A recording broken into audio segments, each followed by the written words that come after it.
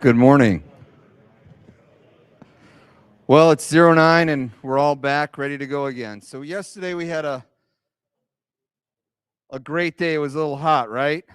And for those of you on camera, I'm Steve Frail. Most of the folks here know me because they're asking me to get off stage a whole bunch yesterday. So yesterday was a little warm in here. What we're going to do today is mix it up a little bit. The garage door will be open on the other side. We've closed this garage door so it stays cooler over here. So this will be the cooler spot to hang out. But Ling's got it set up nicely to where you get to flip-flop back and forth from the sauna, if you will, back over to here. No, it shouldn't be so hot over there. Should be a nice day. Well, yesterday I think was pretty fantastic. Yay, there's the A's. Some of the things I was able to pick, we had the great panel from the Marine Corps. The Marine Corps did a great job yesterday. I would say too, and I can say this about my brethren, that they sometimes didn't answer all the questions. So hopefully there's still some more questions out there. And Colonel Rao, one of his PAO at McCittick, wanted to actually have a quarterly podcast or quarterly kind of discussion about just talking with everybody about requirements, how we go from a need to a capability. So he was thinking about some kind of podcast. So Colonel Rao is very interested in doing that. So we'll see if we can get that up off the ground. But if you still have questions for them, or you feel like they didn't answer their questions, please, I don't know if we have I don't think we have a feedback form, but I'm around all week.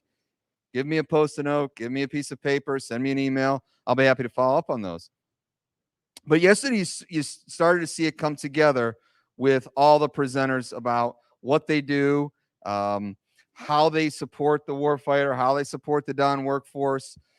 So today you're going to see more of that. There's a lot more folks here. So we talked about SBIRs a lot yesterday. I'm super interested in SBIRs. And today I think we've got two SBIR briefs. Like we have the man here today, Bob Smith. That's him over there. We've got Bob Smith here. And then I think Paul Cole, whom I've never met. There's Paul. Hi, Paul. Paul's going to talk about STP. So great about small business. Now, we've also going to bookend that with all different information about like PEO MLB is here in force. We've got the tech director for PEO MLB, Kevin Burnett's here. And we've got a team from the Marine Corps, LI2S, which is the supply system for the Marine Corps. We've got John Estep talking. So we've got Don Workforce talking about how Don Workforce can share information and work better and improve the Don Workforce product. And then also we've got Bob Smith here along with Paul Cole to talk about how we can bring small business into the arena to help our programs of record and then look for smooth transitions. I think that's what Paul's talking about, is how we transition from a phase 2, phase 3 into a program of record, if that's possible. So just super interesting talk today. Now, yesterday, I had a great time here too. I learned yesterday there's 30 NATO countries. So in NATO, there's 30 countries. We're one of them. So now there's 29, right? Well, we had two NATO partners here. We had the Canadian liaison officer was here yesterday dressed in all whites. Maybe you saw his shoulder boards. They had the little loop on them. So he was here. That's Canadian NATO. And then also we've got from the Naval Postgraduate School, the Greek government has three of their officers here, an Army officer and then 2 Air Force officers. So if you get, I think they'll be around today. Great folks.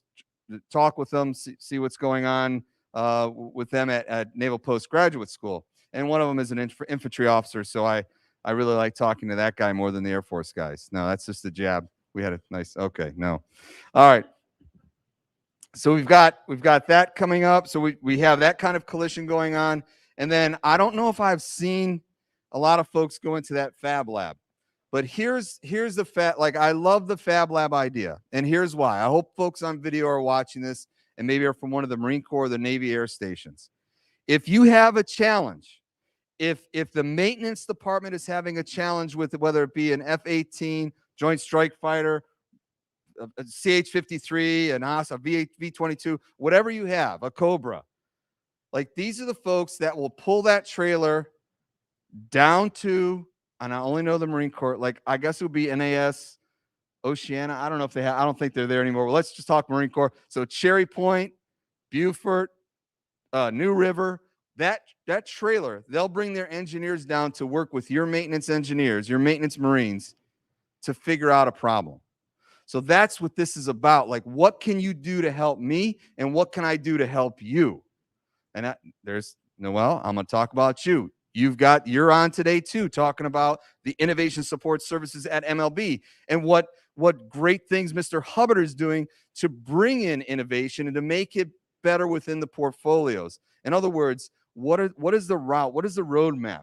You will clear the way for that to happen. And that's a big undertaking, because there's a lot of folks out there like, I don't know if I want to do that. It's different. It's okay. We talked about, I gave the Tony Robbins thing about the 2 millimeters in the air yesterday. That's where I got the 2 millimeters things, if you were listening to that. So again, it doesn't have to be big muscle movements to make a difference. It's 2 millimeters, 1 millimeter. And I don't know how to go below that because I don't know my measurements. But if you can do just a little bit on your end, it makes a big difference. It makes a big difference within the community, and it makes a big difference with the warfighter. Now, we've got terrible things going around the world. I mean, we've got Louisiana cleaning up. I believe Texas is next for a hurricane. But there's things that go on within, and we saw yesterday Google with the object recognition. Now, I'm preferable to Niwik-Lant. We do a lot of object recognition down there too. Project Maven does object recognition. Not only can it be used in defense, but it can also be used as a part of our own national security and helping our nation. So when you think about it, what happens in a flood is unfortunate, is that the bodies get carried away. So if you want to do a rescue mission, it would be nice to put a Raven up in the air, object recognition on a human body. Boom, I picked that up, and hopefully it's a rescue mission and not just a recovery mission. But this is where it transfers. You like our National Guard. The Department of Navy shares with the National Guard. So it's super important, supremely important to look at not only the battle aspects, but also the aspects of how we can use this right here in our own homeland. And then the other thing that I saw in the news yesterday, and it came up on Bloomberg again this morning, is in our Asia, and I guess I can say our I don't know, adversary maybe is North Korea with their threatening of missiles, right? So I still stick to my point yesterday that we are still more imaginative than any nation out there. Now, that probably, if I was on social media, I'd get a whole bunch of bad press, or I'm sure someone will approach me. But I think we're imaginative. I think that we have platforms like this to think differently, to really push the edge, right? We are not a combination of like was said yesterday, and if you read 2034 by Admiral Stavridis, thank you, Admiral Stavridis, you'll see that to where, the industry, academia, and the government are all tied, very coupled together, and it's one kind of way, but that's not how we're set up. That's not how we're set up.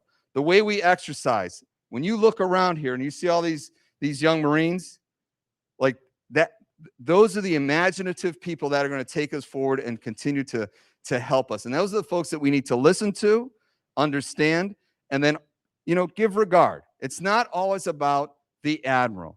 It's not always about the general. It's sometimes about the petty officer first class, and it's sometimes about the staff sergeant. I would say often more about that. So today, speaking about Marines, we've got 1st MLG, 1st Marine Logistics Group here, 2nd Marine Logistics Group. Their maker spaces here.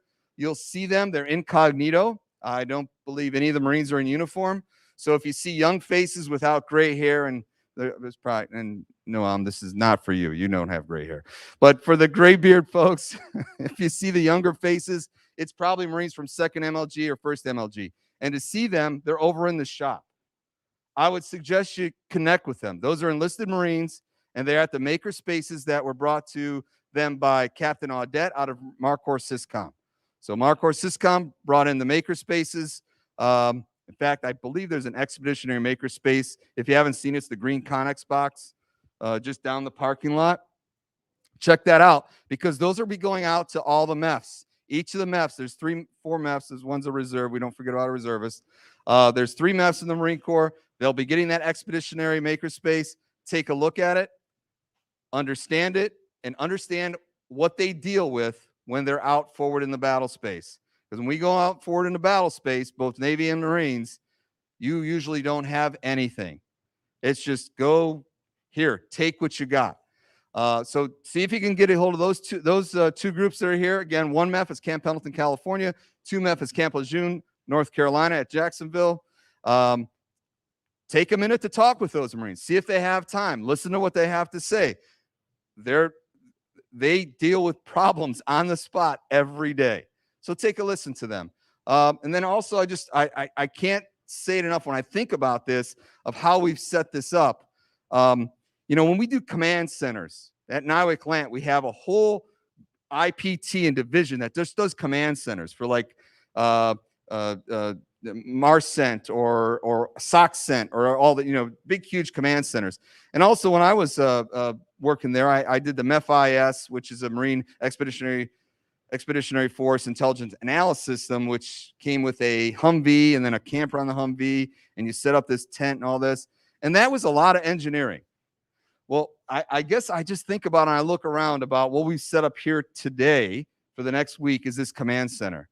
We've got a small command center behind the wall here. You'll see Jen move about every once in a while, but she's usually behind her computer. Thank her for putting this together. Again, she's not an expert in this. She just has a real desire and penchant to do this type of work.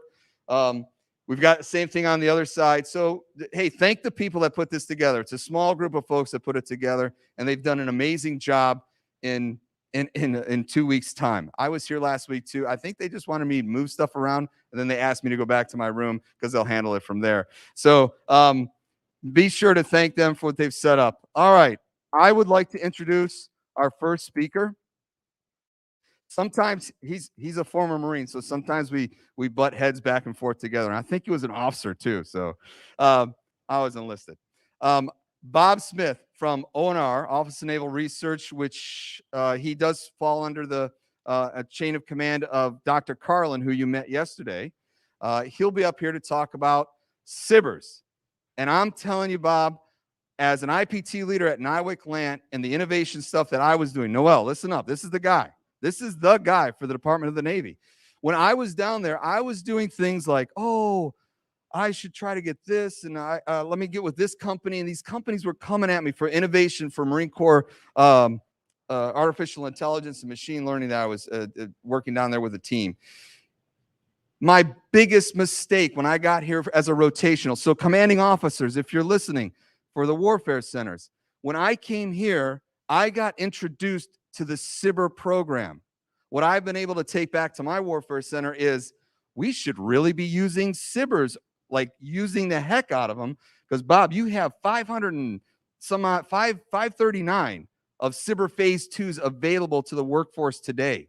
If you're a workforce member who commands money and is looking for technology and you're not looking at that list, you're wrong. And I was wrong. I was ignorant. I didn't know, but I learned. So, Bob, I'm excited to have you come up here and talk about your program. And I hope that people talk your ear off all day because I am just so excited to have you here. Bob Smith, ladies and gentlemen.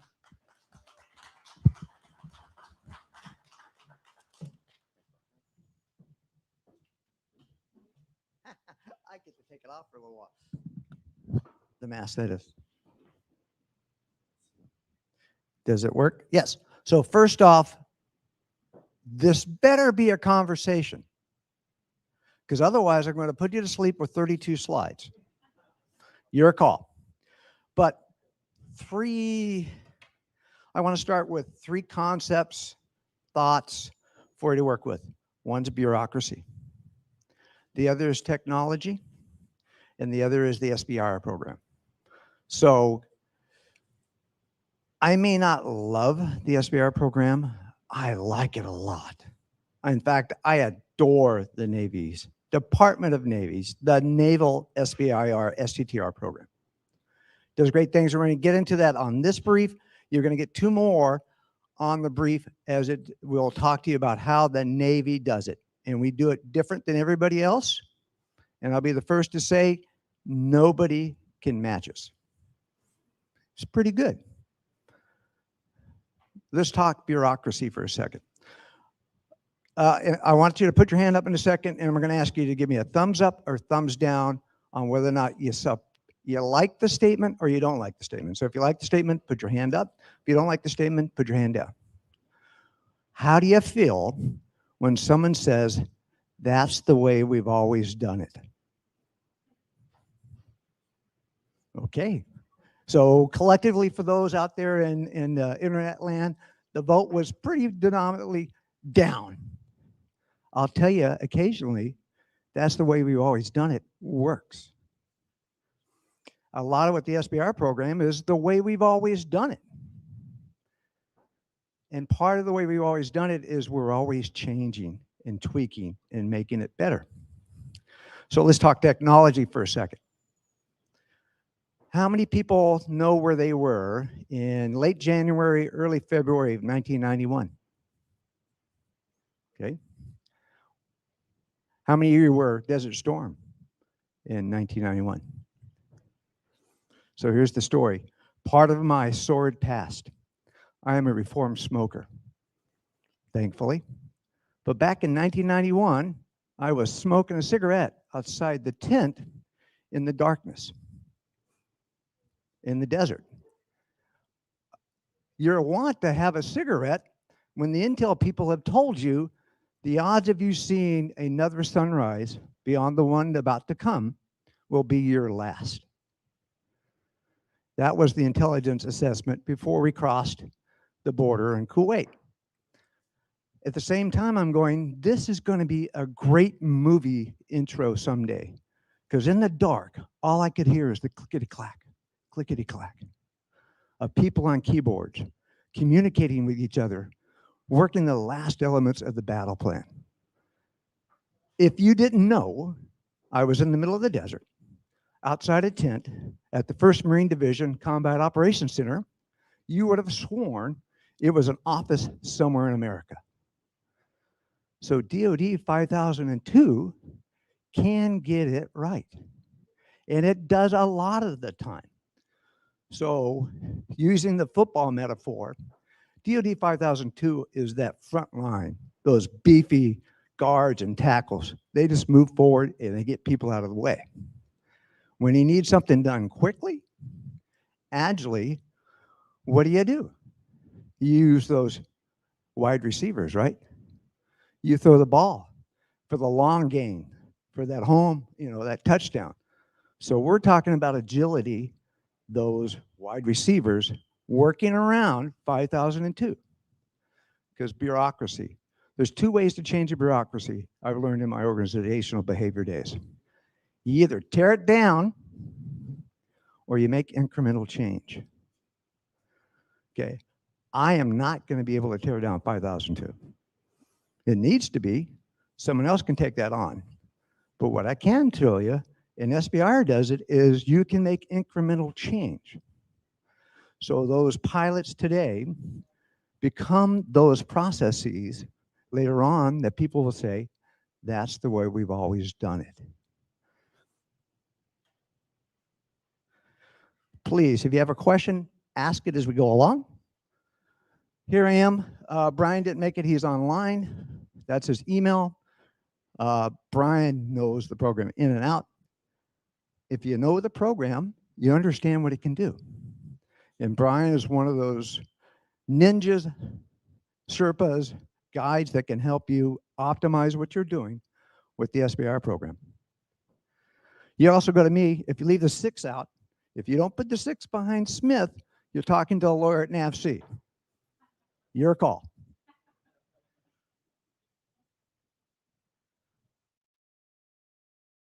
And does it take a while to shift? There it is. Okay, quickly. I'm not going to read all the slides. They're going to be available to you. They're on the web. One other resource, please, NavySBIR.com. NavySBIR.com. Here's your first clue. The Navy's SBIR website is not part of the Navy website because we have to move quickly. It's .com, perfectly protected, password enabled. It's all there. This is what Congress wants the SBIR, STTR program to do. The only difference between an SBIR and an STTR is an STTR requires the small business to team with a research institution.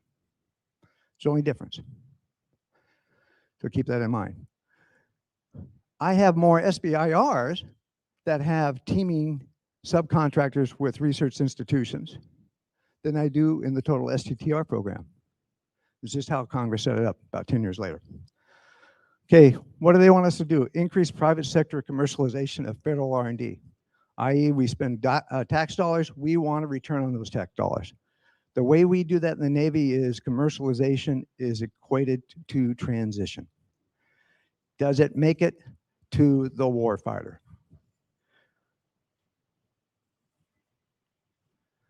Okay, our chart, I got to spend a lot of time here because there's so much here.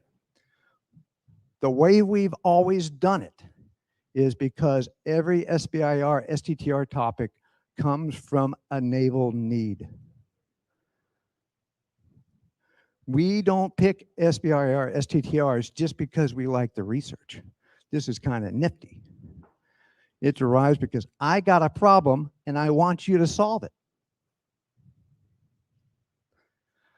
It goes through, you see how many proposals we get. Phase 1 is a feasibility study, $225K. If I get some real money, this is how I'm going to solve your technical challenge. This is how I will produce a prototype and we'll see if it works. This is how I'll knock it out of the park if you want to have a relationship with me. Yes, sir.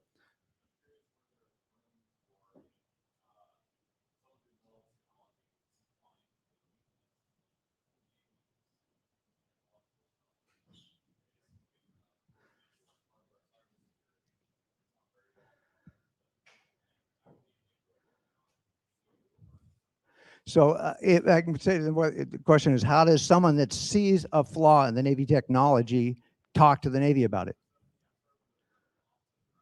Correct. So we have to have that conversation. But SBIR isn't set up for you to give me the solution. I'll tell you what my problem is. You solve that problem, we'll go on. Okay. Well, if you didn't catch the question, is how does a company that sees a flaw in the Navy technology have a conversation with somebody in the Navy, or how does it get in the SBIR program? And the quick answer is in SBIR, it's the government that creates the topics. So part of the challenge is you, the subject matter experts, have to know the landscape of that technology to know what we need to be working on. And we don't always know the unknowns. What a surprise, okay? But it starts with what the Navy needs. We're always having a conversation with folks, especially coming to us and go, look, this is what I created. I get companies doing that to me all the time. It's like, here you go, here's my bright and shiny. I go, man, what do you want me to do with it? Because that's not the way to have the conversation. I can have that conversation, but it's not the most efficient way to have a conversation, okay? Because it's like asking me to know what all 360,000 people in the Navy and the 42,000 scientists and engineers in the Navy, what they're doing and where they're doing it. Okay, on we go. We develop the technology. Key here is commercialization. Remember that transition to a program of record. We average $700 million a year in phase 3, which means somebody else like that SBIR, STTR developed technology so much they put their own federal dollars on it. It's a metric that we believe matters, and it's a metric we can measure. And that's how we measure. It's one of the measures of effectiveness of the program. Nobody in DoD can match that number because the Navy's always done it this way. Okay, phase 3. Lots and lots of information. I just want you to, when you see the slide, you'll see stuff in brackets in blue. That's to let you know that's derived by policy directive, which is essentially derived by law. This is what we're told to do. And that's why we do it. Phase 3. First off, there is not a nickel of phase 3 dollars in the SBIR program because they're other people's money. We have phase $1, we have phase $2. You, somebody else, be it within the Navy or sister services or the commercial world, comes with their own money for phase 3. For product processors, there you go. Keywords, this is always key. Derives, extends, completes previous efforts. Those are exceedingly wide barn doors that allow you to do a sole source directed contract with that company that has a phase 1, phase 2 technical solution to your problem. So when you're looking to solve your problem, one of the first places you should be going to is NavySBIR.com to get to the link of NavySBIRsearch.com to find everybody that's ever worked for the Navy in the SBIR program. Okay? And they just might already have your solution or be ready to extend, derive, or complete that previous work. Question? Great question. What's the difference between SBIR and the Rapid Innovation Fund? Rapid Innovation Fund was created by Congress, who hasn't funded it for years, and it's about to sunset because they haven't funded it.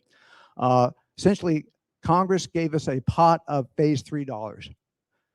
It only had to go to small business concerns, but because we had, what you'll find is the lineage of companies selected for RIF funds predominantly were those companies already having a relationship, i.e. a phase 2 with the Navy. So that's, we're close cousins. It's an interesting, really, if you look at the Navy's RIF program, and Scott can correct me, is we have an exceedingly successful RIF program with probably the highest transition rate of anybody in DoD because of that previous relationship in SBIR. So that's Rapid Innovation Fund. Okay, size limits, phase 3 awardee. They just have had a phase 1, phase 2 prior. And because they've had to compete for that phase 1 or phase 2, they've gotten through the gates, they're part of the team. If they got your solution, run with it. Okay, product, production, services, R&D, or any combination thereof. Okay, phase 3 is an authority. There's no money there. It's the authority for that contracts officer to move faster. So I don't need to do a sources sought or an RFI, the RFP in the selection process, because I see who I want to work with. I've had a relationship with them. I know I can trust them, and they're ready to scale. So I'm saving costs, schedule, and I've got the performance. What's not to like? Yes, sir.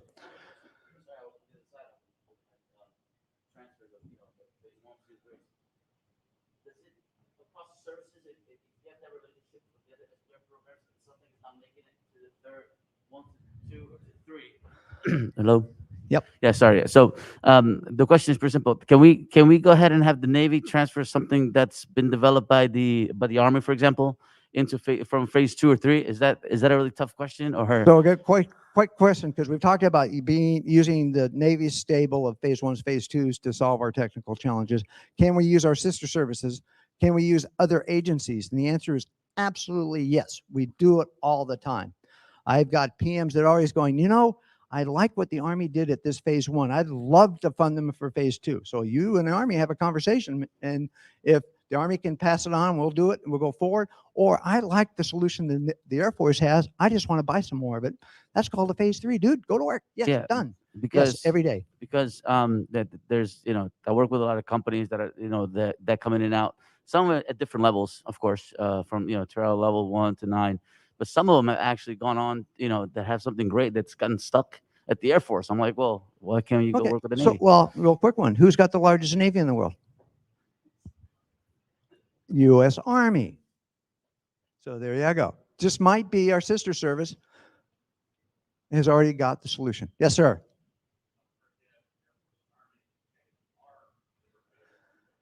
That's true.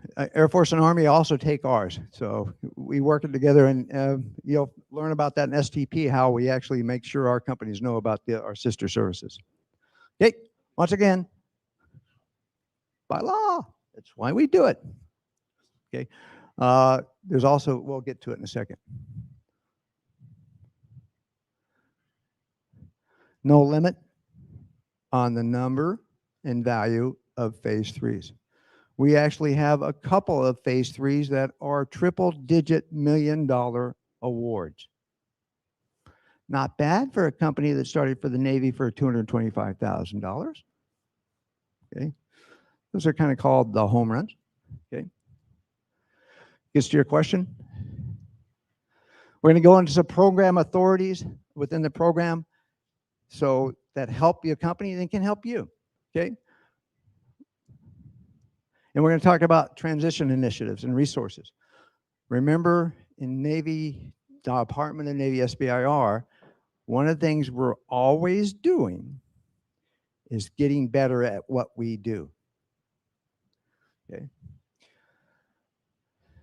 TABA, we're authorized. We, the Navy, are authorized to give the company some money to work on the non-research side of growing that business, so they can scale.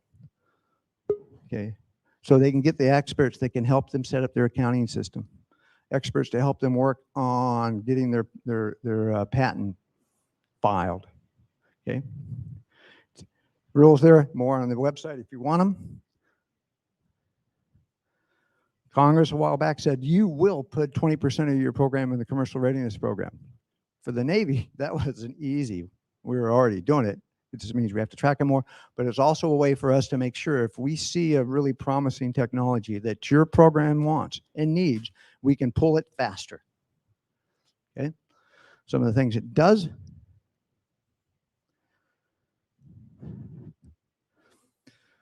Matching funds. Isn't it amazing how money modifies behavior? So if I give you half the money, if you put up half the money, then we have something, and you go, I just saved some money, and we got to where we wanted to be. It's a match made in heaven.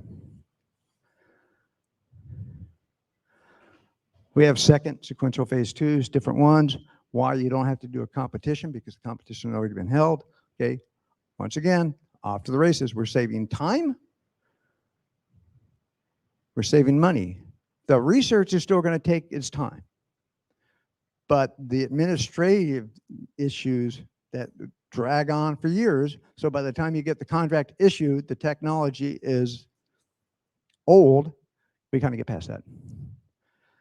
I love to beat into the extension, derivation, conclusion of work. More there. Let's go into it. One of the things the Navy has, and I'm not sure why my sister services haven't done this, but Congress just told OSD, you should do it, okay, is STP. Simple proposition.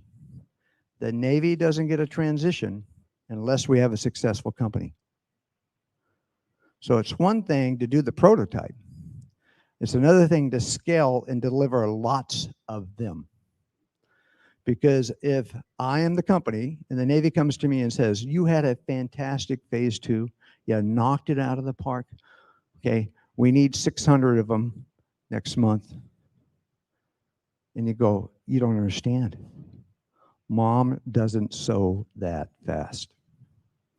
True story. Okay, so we help them think about what happens if they succeed. How do you scale? Do I build a production plant? Do I team with a prime that has the production plant? Or do I just need to go find the guy down the street with a printer and make my stickers and license it to someone? STP there, one of the things we set up is the DON SEC, SBIR, STTR experimentation cell, because the companies and the TPOCs and other folks don't understand the challenge of the Navy experimentation process. So now we have a team dedicated to specifically doing that. Help you get your SBIR technologies into an experiment like an Antex, onto a ship, so the Marines and the sailors can play with it and iterate it and make it better. Okay, and then the next thing you know is like the Admiral sees it and goes, great technology, I want more of it.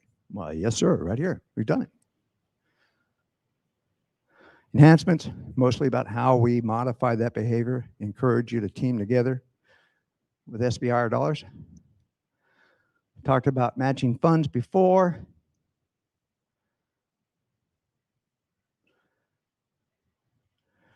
We don't get too wrapped up, but every once in a while we do want a little piece of paper to document that we've got an agreement. In most, it's not a legally binding document, but at least says for posterity. So for that next PM, who just changes because they're in uniform, they're going on, the last person agreed that if this works, they're going to do something with it.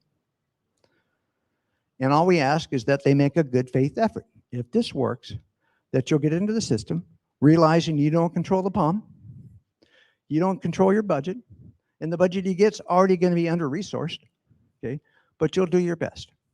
And if you can't, let's have a conversation, and maybe we need to look at SBIR to do, say, another increment on that phase 2 or second phase 2 to keep the development going while the rest of the process catches up. So we're having that conversation with the Pentagon, with the budgeteers, the program officers who are working on that plan 5 years from now, and you're trying to solve today's problem. Phase 3 guidebook, it's a simple, small, direct document that PMs and especially KOs can use that lay out the authorities in one place. So think about it with all humility. SBIR, STTR, on a good day, 4% of the Navy's R&D program.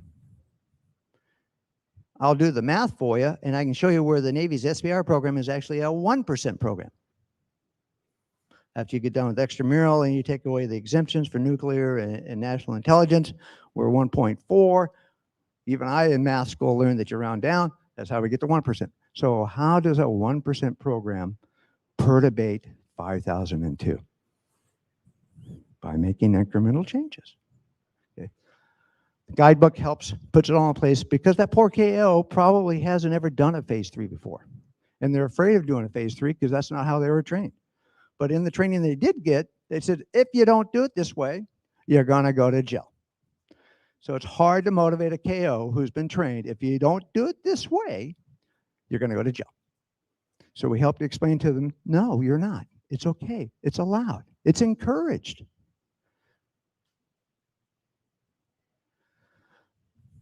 Don't believe anything I'm saying. See what the hack has told people. House Arms Services Committee. TechLink study. So for Congress, who says, what are you doing with my tax dollars? Well, the program pays for itself, ma'am, sir. Why wouldn't you like it?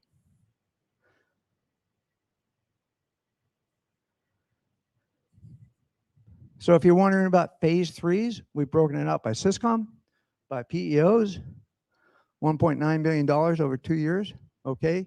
The investment during that period was slightly less than $1 billion, so kind of a 2 to 1. But someone's buying that technology that your program says, I need, and they like it, okay?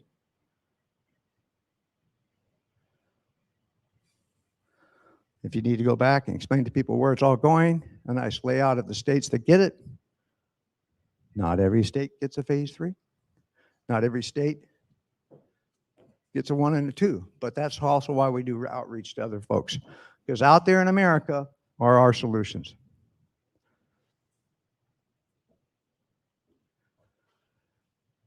Ways to stay in touch with the program, or you've got my email. Be around today. We've got other folks talking on SBIR, STTR. With that, are there any questions for me? Yes. That's fine. Okay. That's okay. I'll just go. How are you trying to move the SBIR program faster, just to get more things in because of this convergence of technologies that's happening in the next 5 years? Are we trying to move a little bit faster to cut down the time? So the question is, how are we trying to make the program move faster? And the answer is yes. Actually, because of our focused contract center, which once again, it was one of those pilots. So let me back up about 5 years ago. 5 years ago, we learned that, hey, the contracting shop that supports one of our syscoms is pretty good at this. They've got standardized templates. dedicated team, people trained to do this. They're moving their contracts through faster than other people. Hey, is it okay if we have another syscom use you? The bureaucracy. Navy big contract says you can't do that. Commands have to do their own contracts, even if the command is too busy to do their own contracts. Okay. Luckily, we got some leadership support, and they said, leave them alone, let them try it. It's a pilot. So little by little, so as we speak today, all Navy SBIR contracts are issued by Lakehurst. And they cut our timelines down by 20%. Wow, best practice. Okay, the only reason the Marines aren't doing their contracts up there is because they're in a different accounting system, but we do help them out with an occasional, something needs to be done. There's another thing. There's a continual drumbeat in SBIR, 3 solicitations a year. But we also have the ability to do an out-of-cycle BAA. Okay, so if leadership says, holy moly, we got a real problem that we need to work on today, we'll do an out-of-cycle. We did that early days of COVID, actually. We need solutions now. Yeah, but if you really, really want to move fast, you need to go look at the database to find that phase 2 company that's ready to roll. Okay, because a phase 1 is going to take 12, 18 months to do proof of feasibility, then another 2 to 3 years of R&D at the phase 2. So, rapid is relative. Okay, if you really run it fast, it better be on the shelf. If you want something better that's on the shelf, how much time are you going to give me? Because if you need it tomorrow, I can make a small improvement. There's nothing more innovative than a Marine and a roll of duct tape who's been motivated by the gunny to go get it fixed. And they will. Okay, but now I need to ruggedize it, and make sure I can sustain it when it goes to the field. So database, out of cycle BAA, or within the recurring cycle. Okay. Other questions? I thank you for your time. I'll be here. Got the hand kind of sort of coming up, maybe? No? Yeah. Thank you again for your attention. Remember, you can try to tear down the system or move nimbly around it until they realize that's the way we've always done it.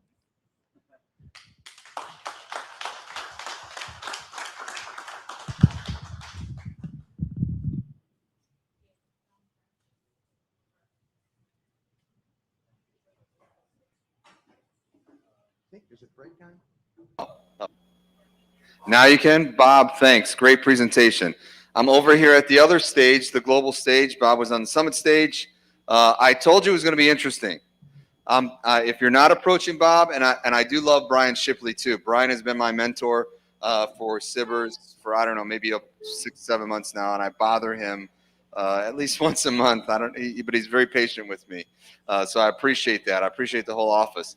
So if you're a small business and you're not talking to Bob, you're missing an opportunity. If you're a Don workforce member not talking with Bob right now, you're missing out on an opportunity. And then Bob also knows his friends out there who know a little bit about SBIRs, like Paul, Rick, Alan, and the rest of them.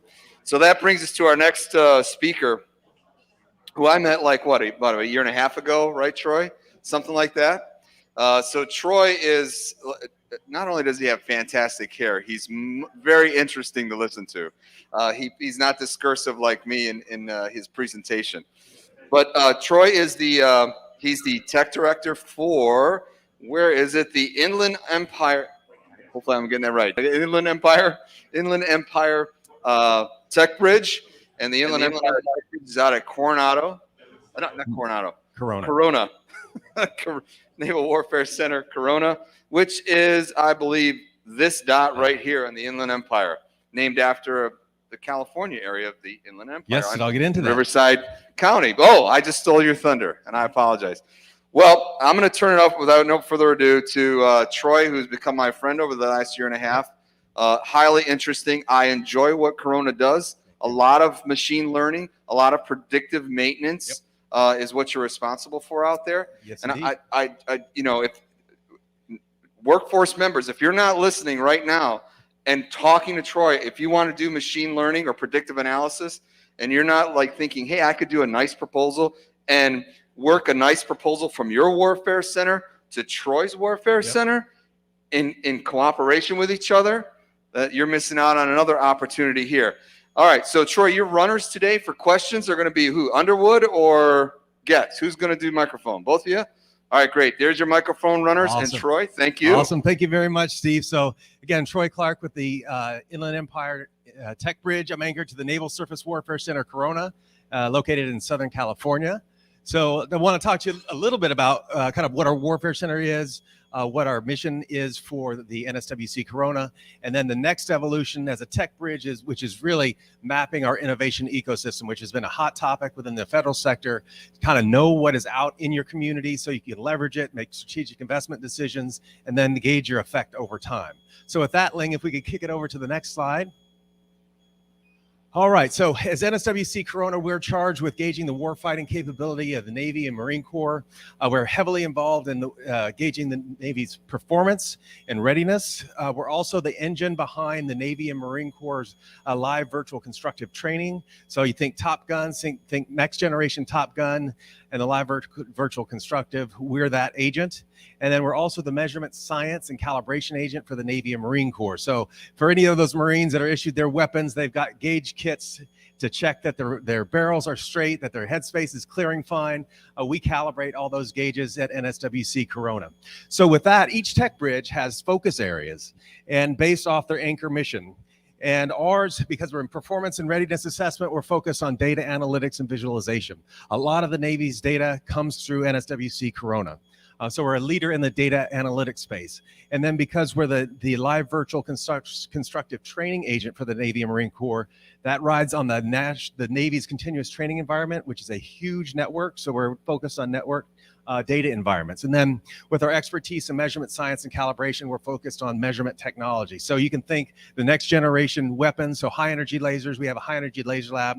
We're measuring that and developing new technology. And we work closely with the National Institute of Standards and Technology to bring new measurement standards into the defense space. So if you have next slide.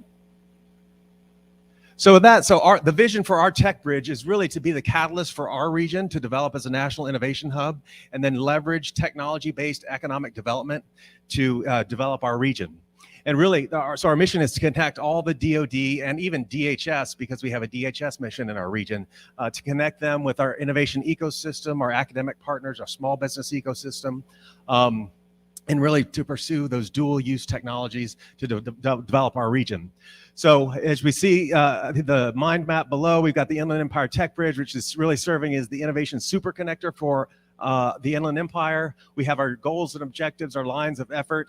For some of you who were here yesterday for Johannes's talk, he's got his 3 lines of effort. I'll cover those in the next slide, but we've got our connection with different programming that we'll be offering throughout the year with our partners, academic partners at our Tech Bridge facilities, and then we've got our customer archetypes that will be using our Tech Bridge. And so next slide. So this kind of gives you a snapshot of who our key partners are, all our academic partners, our local governments and chambers of commerce, different community boards that serve to advocate for the military in our region. And then our 4 lines of effort are really technology, it spells tech, technology and technological innovation, economic development, which is of great interest to our external community stakeholders, connecting the network, which is really what tech bridges are about, and then harnessing the talent. And that will come into play later when I talk about tech-based economic development. Some of the key initiatives that we're working on are the advanced and secure mobile telecommunications. So that goes back to our range systems engineering work for the live virtual constructive training environments. DevSecOps and a cross-domain environment. So a lot of the work that we would do with data analytics is in the DevSecOps environment, and we're continuing to do more, especially as we get more sophisticated in integrating a lot of our battle space sensors. And then integrating data analytics and automation into all of our technical and business domains. So leveraging what we've been doing in the data analytics space, but also bringing that to bear on the business decisions. And we've been working on projects for PEO ships to help inform that as well. And then our ship maintenance data analytics and predictive maintenance that you heard Steve mention a little bit. We've got all the Navy's maintenance data, so we're able to deep dive into that, make predictions on where you could make investments to improve readiness. So we've got a big initiative for that called the Ship Maintenance Data Improvement Initiative, called SMIDI. And then in the measurement science space, focused on quantum metrology, so embedding calibration onto chips, so they're linked to physical constants, so it's either calibrated or it's not. There's no variance in between. So we're working with NIST to help develop those prototypes, but we're going to need industry to help commercialize that, because we may be able to develop a prototype or come up with the idea, but when you need 800,000 of these instruments, you've got to work with industry to help commercialize that. So that's kind of what we're focused on. And then next slide, please. So this is kind of the maturation model of tech bridges. So we're kind of in the, right now, still in the connection phase. We're starting to build out some in the reinforcement phase. And then ultimately, in 3 years from now, we've got to be self-sustaining. So that's why mapping the innovation ecosystem to create that sustainment model is so vital. So you understand what's in your environment, how can you leverage it, provide your external stakeholders with insights into where could they make strategic investments to help the tech bridge be a success, help encourage their local small business community and their innovation economy grow. So just a sense of context, and I'll get a little bit more into detail in the map. So over here on the left is a map of Southern California. The Inland Empire is comprised of 2 counties, San Bernardino, Riverside, and Riverside County. San Bernardino is the largest county in the country. Combined with Riverside County, we've got that huge swath of land. We're also quite adjacent to our SoCal Tech Bridge and then our Ventura Tech Bridge. You heard from Alan yesterday, and we work quite closely together. And also with our Central Coast Tech Bridge just up above us in Monterey. So we work very closely between the 3 or 4 of us. And then next slide, please. And one of the things that we do with as we wait for the next slide, the reason we work so closely is we have geographic commonalities. We're also very new, so 3 of those 4 were launched at the same time, so we're leveraging best practices, helping each one of us try to accelerate, go faster. Where can we leverage each other's efforts? Could we share resources to go faster? So next slide.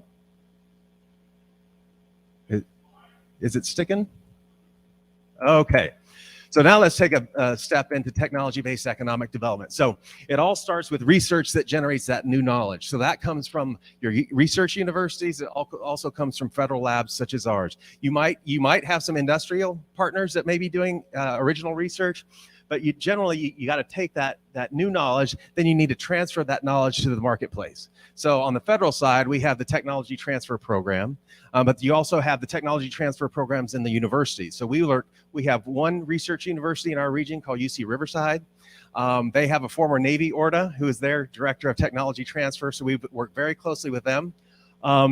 And then you really have to commercialize that. You transfer it to the marketplace, you have to commercialize it, so you really need a strong and robust entrepreneurial culture. You need those small business development centers, your PTACs, your DoD-funded PTACs, innovation, I-Corps, NSF I-Corps training, hacking for defense, H4X labs to help start up these companies to help grow them. In our region, we have, with Cal State San Bernardino University, we have the first and only school for entrepreneurship in the state of California. So they're in our ecosystems. They're one of our partners. They've got a great track record of transferring military technology, commercializing it, and helping entrepreneurial students develop that and start up companies from that. And then, of course, for those small startups, you also need the investment capital to invest in that. And sometimes even your prime manufacturers can either have their own venture capital funds to help support that and then potentially later on acquire that. And then once you create these startup companies, you also need that technically skilled workforce to sustain that. And so you have this cycle of new knowledge, transfer that knowledge, develop it into companies, have investors do it, and support it. And then you have to have that technical workforce to sustain it. So that kind of gets me into the next slide. So this is the innovation life cycle. Over there in the upper left is where the federal and the university research will be generating that new knowledge, creating those patents, licensing those patents, developing that, incubating new companies to start the formation of companies. Then you want the investment capital to invest in those, grow them, and then mature them as you have industry clusters and forming those networks, and then the cycle continues. So with using technology-based economic development, you can really enhance your innovation ecosystem, mature it, which helps you as a military command leverage it, go faster to transition technology back into the military more quickly. And of course, we pursue dual-use technology in the tech bridges. So again, it feeds this whole innovation life cycle and really strengthens your innovation economy. And then next slide.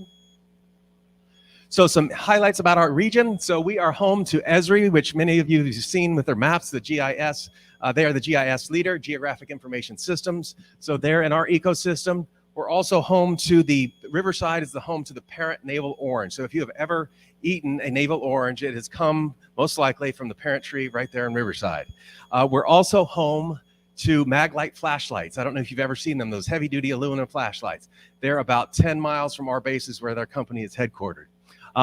We are, as NSWC Corona, are the only federal lab in the region. That gives you all sorts of legal authorities when you want to partner through education partner agreements, CRADAs, and partner intermediary agreements. It gives you that legal authority. And then, of course, UC Riverside, they're the only top tier R1 ranked research university in inland Southern California. So if you go back to that map, which I'll show you again, they're the only one. We also have 2 state universities, Cal State San Bernardino and Cal Poly Pomona. They are applied engineering schools. Then we couple that with UC Riverside as a research university.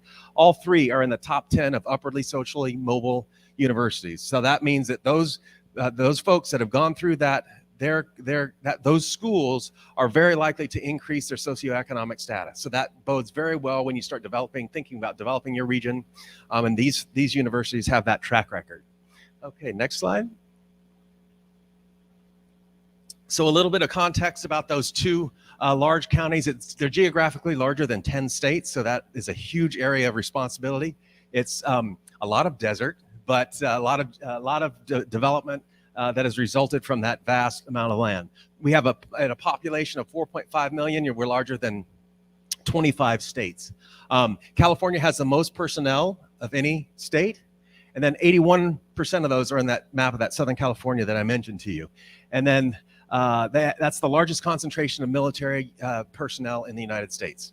And then 63% of those are sailors and Marines. As I mentioned, we have the only public research university in inland Southern California. Amongst those in the 2 Cal State universities, they are National Security Agency's Centers for Cybersecurity Education. So they have been designated by NSA to be top producers of students in cybersecurity. And then just recently, UC Riverside was established as the DoD Center for Networked C4 for rapid situational awareness. So they're on the research end of that. So we have those in our Inland Empire innovation ecosystem as well. We also happen to have the largest concentration of Amazon fulfillment centers in the world. So what used to be, when I started at NSWC Corona, what used to be dairy farms and vacant land are now Amazon fulfillment centers and logistics centers as well.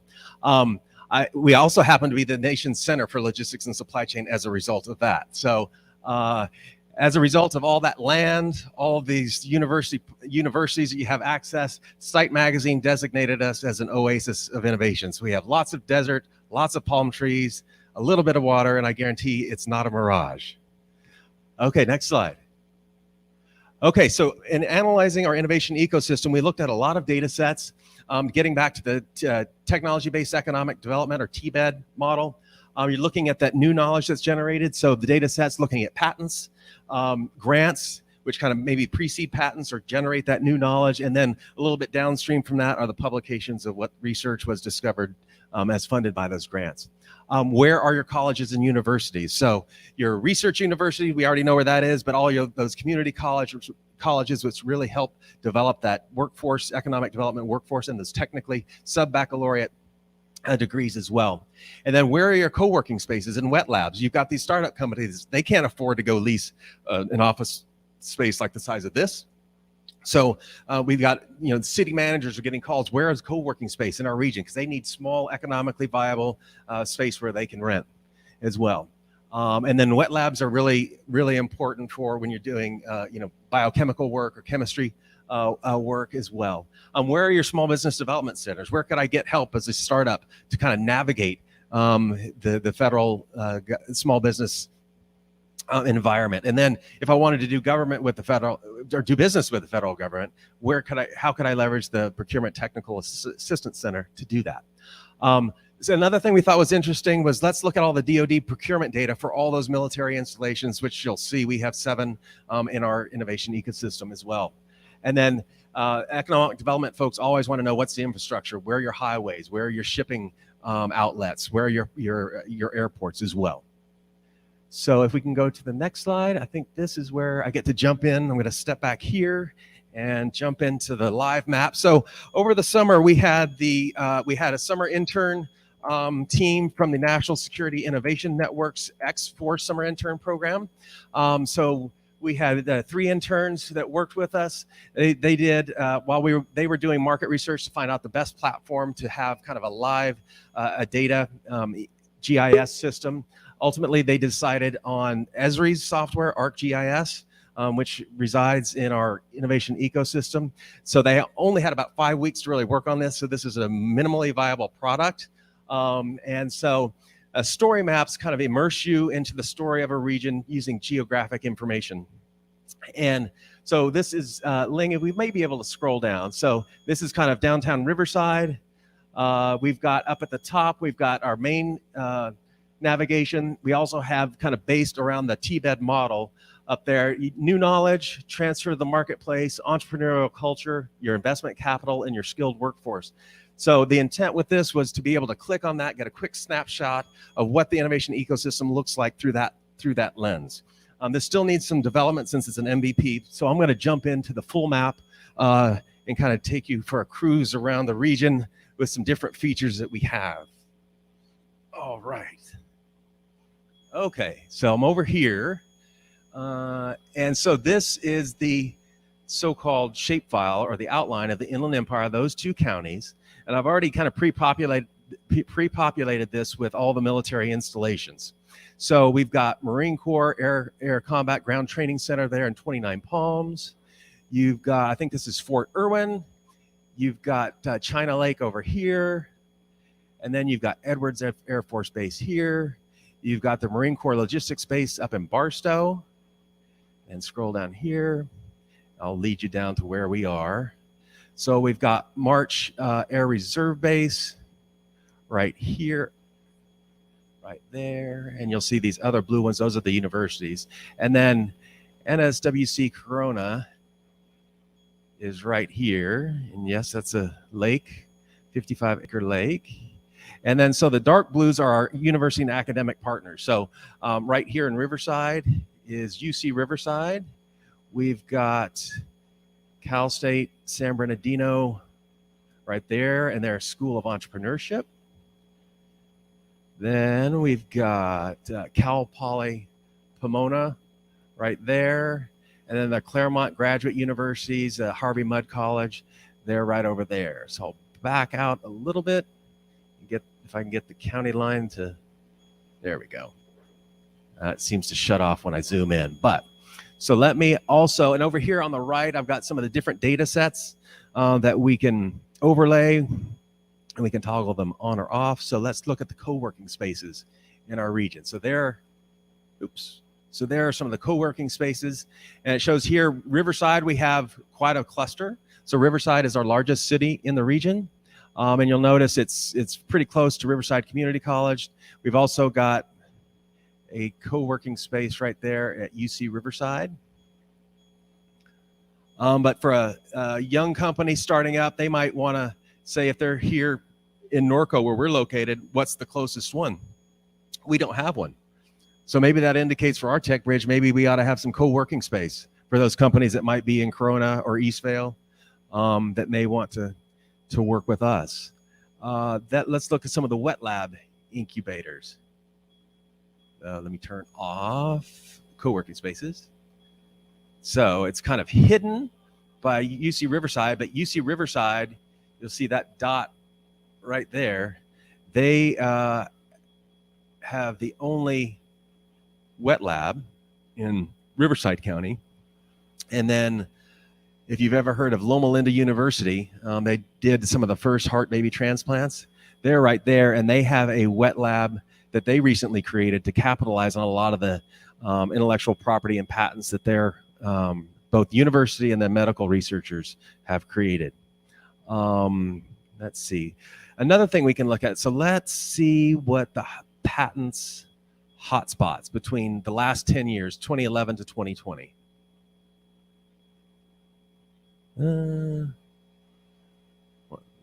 That's the one. So that kind of gives you a snapshot of where the patents have actually been filed. And then you can zoom in. You can actually, kind of the cool thing, you can click down here on this data, and it's not working, but you can actually figure out what patent it is, what number it is, drill down, and look at it and see if you might want to pursue it, investigate what it is, and see if it's worth of interest to you.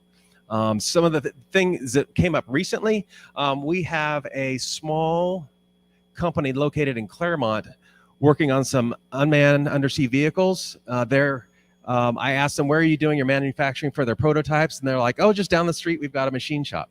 But imagine if you're a startup and you want to know, I need some precision machining. I don't know where to go. Then maybe if we had this in our map, you click on the precision machining shops.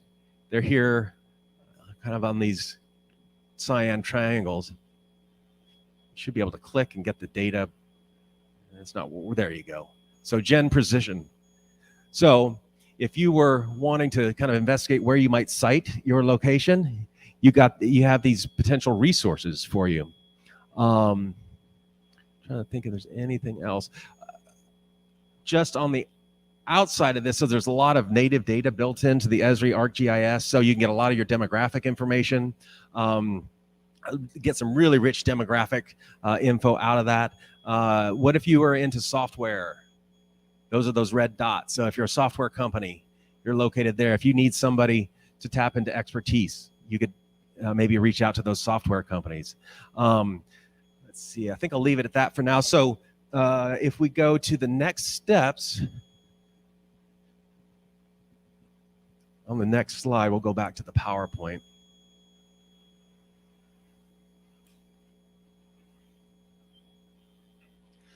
So all these data right now are manually coded data. We extracted them from federal government data sets plus some other data sets and imported them as Excel and CSV spreadsheets. But a lot of these data now can be live. The government data.gov has a lot of rich data that they're making available. So if we can have, ultimately the goal would be to have all these data be live. All the Esri demographic data and other data is live. In advanced symbology, so maybe enhance those icons that you're seeing, make them more readily available. Ultimately, one of the things we discovered through UC Riverside doing research is they did a patent comparison between Riverside County and Orange County close to the coast. They found that we produce as much intellectual property as Orange County, yet our intellectual property flies out of down to the coast. So it can be, that's where the money is, so they can be invested. The companies that want that technology, they are buying it, licensing it, and going off and exploiting it. I call that IP drainage. It's leaking out of our ecosystem. And so one of the things that our stakeholders want to do is stop that outbound migration, both our people who are leaving our region to go work, plus the intellectual property. And part of enhancing your innovation ecosystem is changing the narrative. People don't think of us as being a hotbed of innovation. Others are seeing it. We're on the ground seeing it. We've got all the raw materials. We've got data that now shows it. But how do we start changing the narrative? So when you start mapping the innovation ecosystem to tell that story using a story map, maybe we can start bringing in investment capital to capitalize on that intellectual property that's being developed in Riverside County. So being able to show that flight map, that outbound flight map, and it would be great to start showing an inbound venture capital map, showing that coming into our region. Also, the Power BI can be integrated with a lot of these data, so start automating some of those insights that it would take us manually a much longer time to gather. That we just started experimenting with right before the interns finished this project. Another thing that we want to do is create a crowdsourced app. So anybody that's in the innovation ecosystem, a young startup, can register, set up what their interests are. On the back end, we can see that. If we can integrate that with the TechBridge CRM tool, that we can start seeing that visually into our ecosystem, you could reach out to them. Also on the back end, if we can have AI, ML, start making these automatic connections saying, hey, you software developer in your startup company, maybe you ought to talk to this researcher at UC Riverside that has expertise in what you're trying to do. So make these auto suggestions of who you ought to connect with. And then we can also integrate maybe the technical readiness level. If somebody's got a prototype or whatever, they could plug that in, or we on the back end can characterize it, what's their maturity level of their technology. That can help when we're doing research and trying to connect people, could help provide some insights. And then also map that into the innovation pipeline, and then integrate that with our CRM tool as well. So it gives us a much richer insight into what's going on in the innovation ecosystem. So I think that's it. So now I'd just like to open it up for any questions that you might have. Lots of them. Yes, we have a question right here. Underwood? Thank you. I just wondering if you can expand a little bit on the crowdsourced field app. So just the concept of being able to have an app available within each ecosystem around tech bridges, where you could connect to this tool and register your startup, your company. You might have a precision machining facility, or you might have a software development capability as a provider. And then we want to be that matchmaker, be that super connector. And then if we can use artificial intelligence, machine learning on the back end to help kind of accelerate that process and make smarter connections, that would be awesome, especially when you start integrating TRLs and innovation pipeline maturity. And so I'm hoping we can maybe do that for our next summer. And then as you can imagine, this takes a lot of work to kind of manage these data. So one of the cool things that we discovered is that Riverside County and San Bernardino County have robust GIS teams, not surprisingly, since the world leaders in our region.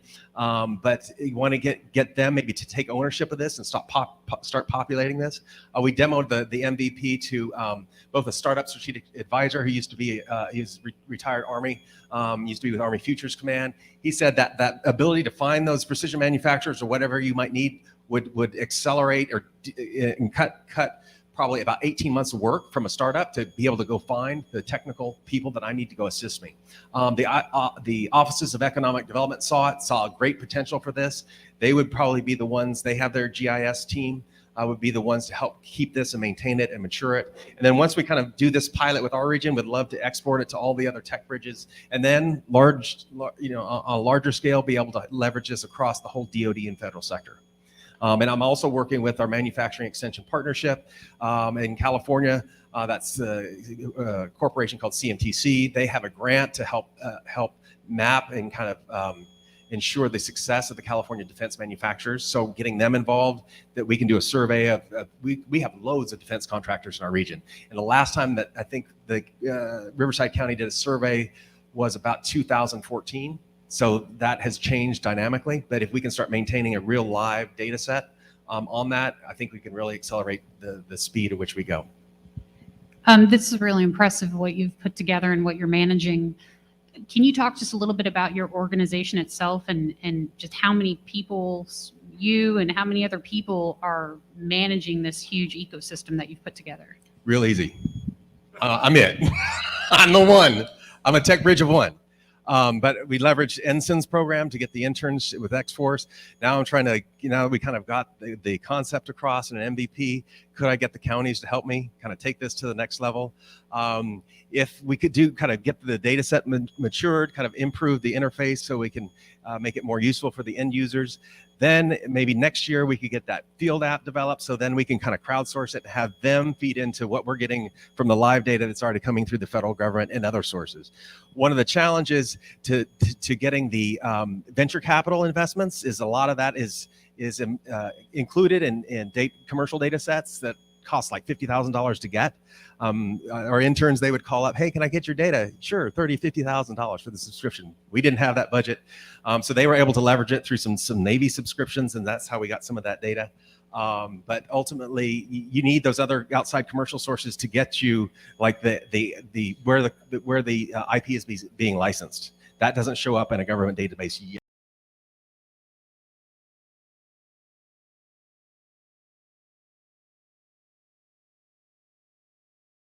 It's going to take a while, but I think Troy, we're going to go live to the other stage, but you should, no, you don't have to get off this stage. You can keep going with this audience. Yep. But there's another impressive brief going. I think it's Paul Cole, who also is a friend of mine. Troy, that's why I don't mind interrupting Troy.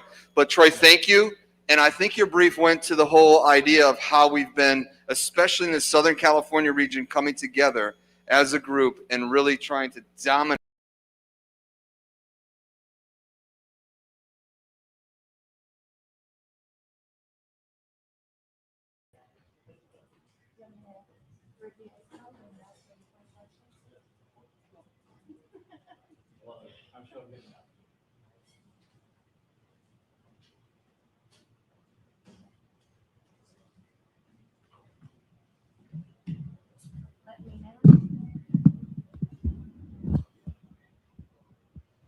Am I gonna get I'm on? Okay, cool. I think this. Nope, it's not. All right. Welcome. So the next talk is going to be from Paul Cole, who's been running the SBIR STTR transition program for a while now, and he has over 40 years of experience in the defense industry space, and I'm really excited to hear his talk today. So without any further ado, Paul. Good morning, everybody. My name's, again, Paul Cole. And we can go head on to the next slide, please. I think the big thing I want you to pull out from this slide is this program's been around 2 decades. 2 decades. We're starting our third decade. And the big thing we're trying to do is 3 things. We're connecting, we're collaborating, and we're commercializing. So we're collaborating with our small businesses, trying to help them push forward on not their technology interest, but those other things that are required to get a transition. That's the business and the marketing part of it. We're collaborating with them to get that done. We're connecting. We're trying to help them connect with who needs their information, who needs their technology. That's the syscoms, the acquisition commands, primes, commercial. We want to make sure we're connecting them to the right place. And then commercialize. To me, that's transition. We want to make sure they're getting a transition. We want to help them find that transition opportunity so that they achieve their objective. Because the Navy's not in this for SBIR. It's just to give out phase 2 monies, great technology. They're in it to get a product to help the warfighter. Next slide, please. Oh, wait a second. One thing. I want to make sure everybody understands that a lot of people see FST. Hopefully you can see that. You see us, we're out there all the time with FSTs. You've been to our shows, but there's a program behind it. The program behind it is STP. Okay, next slide. These are just 2 comments I wanted to pull up. Steve Sullivan is my boss. He's the government STP PM. STP participants have shown significant commercialization increase. So if you join STP, if the small business joins STP, their chance of getting a transition is higher than if they're not. Significantly higher. The last thing, my boss, Bob Smith, had this quote in there too. And I like this one where it says, mentoring companies that have reached the 2nd phase of SBIR funding.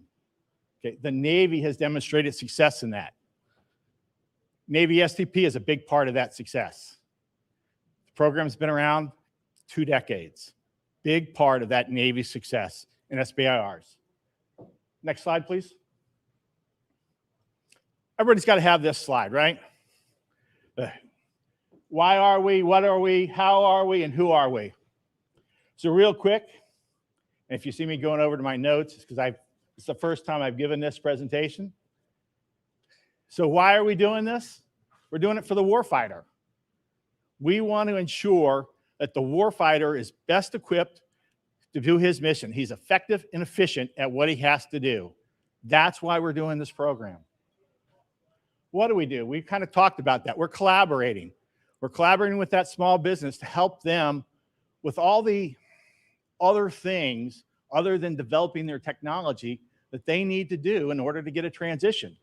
You can't just walk in to a PM project manager and say, hey, I've got a great technology, buy it. You've got to do some marketing. You got to sell him on why he should take your technology. Then you got to figure out how you're going to sell it to him. A lot of companies don't think about those things. And you need to they need to start thinking about those at the very beginning of their phase 2, not at the end. Who are we? We're a 26-man team. I have business consultants. They vary in background. Got Navy, I've got Air Force, I got Army guys, got everybody. Every service is represented in our program. I got market researchers, and we're going to talk about what they do in a little bit. These are mostly masters of science and library science. They know how to research. They know how to find the stuff, find the information that's going to help our small business succeed and get that transition. How do we do it? We do one-on-one coaching. We do mentoring.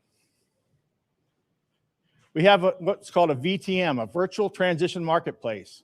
I'm going to talk a little bit more about that, but that's a great tool. If you're looking for new technology, if you're looking for a company that does a certain thing, great tool. And I'll tell you how to get to it and what it really does a little bit later. And then again, we hold the FSTs. We have 2 variants now. One's a Syscom, and one's a trade show. In the past, we used to have one big event at the end of our year. Now we're taking our technologies to where their customers are. Instead of asking them to come to one event and asking the customers to come see us, we're taking the technologies to the customers, to those Syscoms and to the trade shows. And I'll talk exactly where we're going to be this year. Next slide, please. Just a little summary of who we are, what we're doing. So we are funded by Bob Smith's office. I'm a Navy-funded program. Cost the small business, nothing. There's no cost to them other than their time and then their travel to come to the FST. We're a year-long program. We run from June to May, and that's the end of May. We're a year-long program. We have 6 objectives that we need to achieve when we're helping that small business. We're going to go through each one of these 6, tell you what they are and how well we're doing them. Everyone wants to know, how do you participate in the program? It's real easy. One thing you already have, that's a Navy Phase 2, an active Navy Phase 2 contract. In the February, March timeframe, I get the list from my government customer. He says, here's the active contracts. Those contracts have been screened by the Syscoms. We're going to put out an invite letter saying, hey, come to our kickoff meeting. Our kickoff meeting is May, and it's now virtual. So anybody, there's no travel requirement. They can do it at their own speed and their own time. We just ask them to do it in a 2-week time period. Once they've gone through the kickoff, participated, they're going to talk to one of our business consultants, give them some more information about what the program has to offer. Right after that, they have the opportunity to sign up, and away we go. It's real simple, real easy. And again, every small business with a Phase 2 technology, active Phase 2 technology, is eligible for this program. So last year, I think we invited about 535. We now have 144 technologies in the program. Talked about the VTM a little bit. You can see we have 70 from the start. From 2015, we have 755 technologies representing 421 small businesses. They cross all the DoD communities of interest, and we added 3 of our own because we thought they were important, and we get lots of technologies in those 3 areas. And again, this year's class, we have 144 technologies, 112 small businesses, and we're going to 4 FSTs this year. Next slide, please. So we're going, like I said, we're going to go to 4 events this year for FSTs. We have the Syscom events. We're going to NAVC. We're going to be there in March. And then we're going to go to NAVAIR. We're going to be there in March as well. So you can see for us, March is going to be a busy month. Why do we go to the Syscoms? Those are the 2 largest providing syscoms for SBIR technologies. And if you'll notice, 29 technologies are going to NAVC, 38 are going to NAVAIR. We're going to have a busy 2 days. Why do we go to those? We want to bring our small businesses and their technologies to the customer, to that syscom, get them interested in it, find other markets within that syscom to use that technology. We go to trade shows. We're going to West 2022 and Seer Space 2022 as well. If you visited us at last, when were we there? Just a month ago at Seer Space, had a really great booth, a lot of great traction. And and I'll talk a little bit further about that. We made a lot of good connections. Next slide, please. Just a little information about our Seer Space. We do tech talks. Tech talks are a 10-minute presentation. This year, we started recording them. We found that it was easier. The small business got the information across, and everything that they wanted to say in that tech talk came across. They didn't get distracted, think about something else. They got it in the recording. We recorded them. They're all up now on our YouTube website. So I'll show you where that is as well so you can see them. And starting today on our LinkedIn site, we're starting to post all the Seer Space Tech Talks. We'll put out a couple each week so you can start to see them. But again, every single Tech Talk that we did last year is up on our YouTube site. Just a few comments from some of our companies. Every single company that went to our Seer Space, there was 44 technologies there. Every single one of them made some sort of contact during that event. Not to say they got a transition, but they made a contact to find out that someone was interested in their technology. Next slide, please. So here's our first objective. We're assisting the SBCs in developing their marketing materials. Sounds kind of simple, but again, we're talking about small businesses that are focused on developing their technology. Asking them to create a 2-minute elevator speech, so they've got somebody cornered and they need to, in 2 minutes, tell them everything about their technology and what they're trying to do. We help them do that. Again, we pump it up, maybe 5 minutes. Quad chart. Everybody needs to have a quad chart. The first thing when you're trying to sell your wares, have that quad chart and throw it out there. Then we talked about the tech talk. We help them with a tech talk. And the last thing is we help them with the company capability brochure. There are so many companies out there with great technologies, but they don't know how to sell their own themselves. That's what we're about. We're about trying to help them sell themselves and then provide them with the materials they need to do that. Next slide, please. Objective 2, provide SBCs with instructional and educational technology transition support. So we do 2 things here. We have a robust webinar program, and we do 3 things in that. The first one is instructional. We have a few webinars on how do you make the quad chart? How do you do your tech talk? So they get some information on that. The next thing is educational. We'll provide them on the Department of Navy acquisition process. We'll provide them information on IP and data rights for SBIRs, STTRs. Big question for many. And the last, we're going to provide things on opportunities. Where are some other opportunities that small business can go to? Mantech. We'll bring Mantech in. They have opportunities that they can take their technology to Mantech. So we'll have these 3 areas for webinars, and we go through the entire year. We usually give between 18 and 22.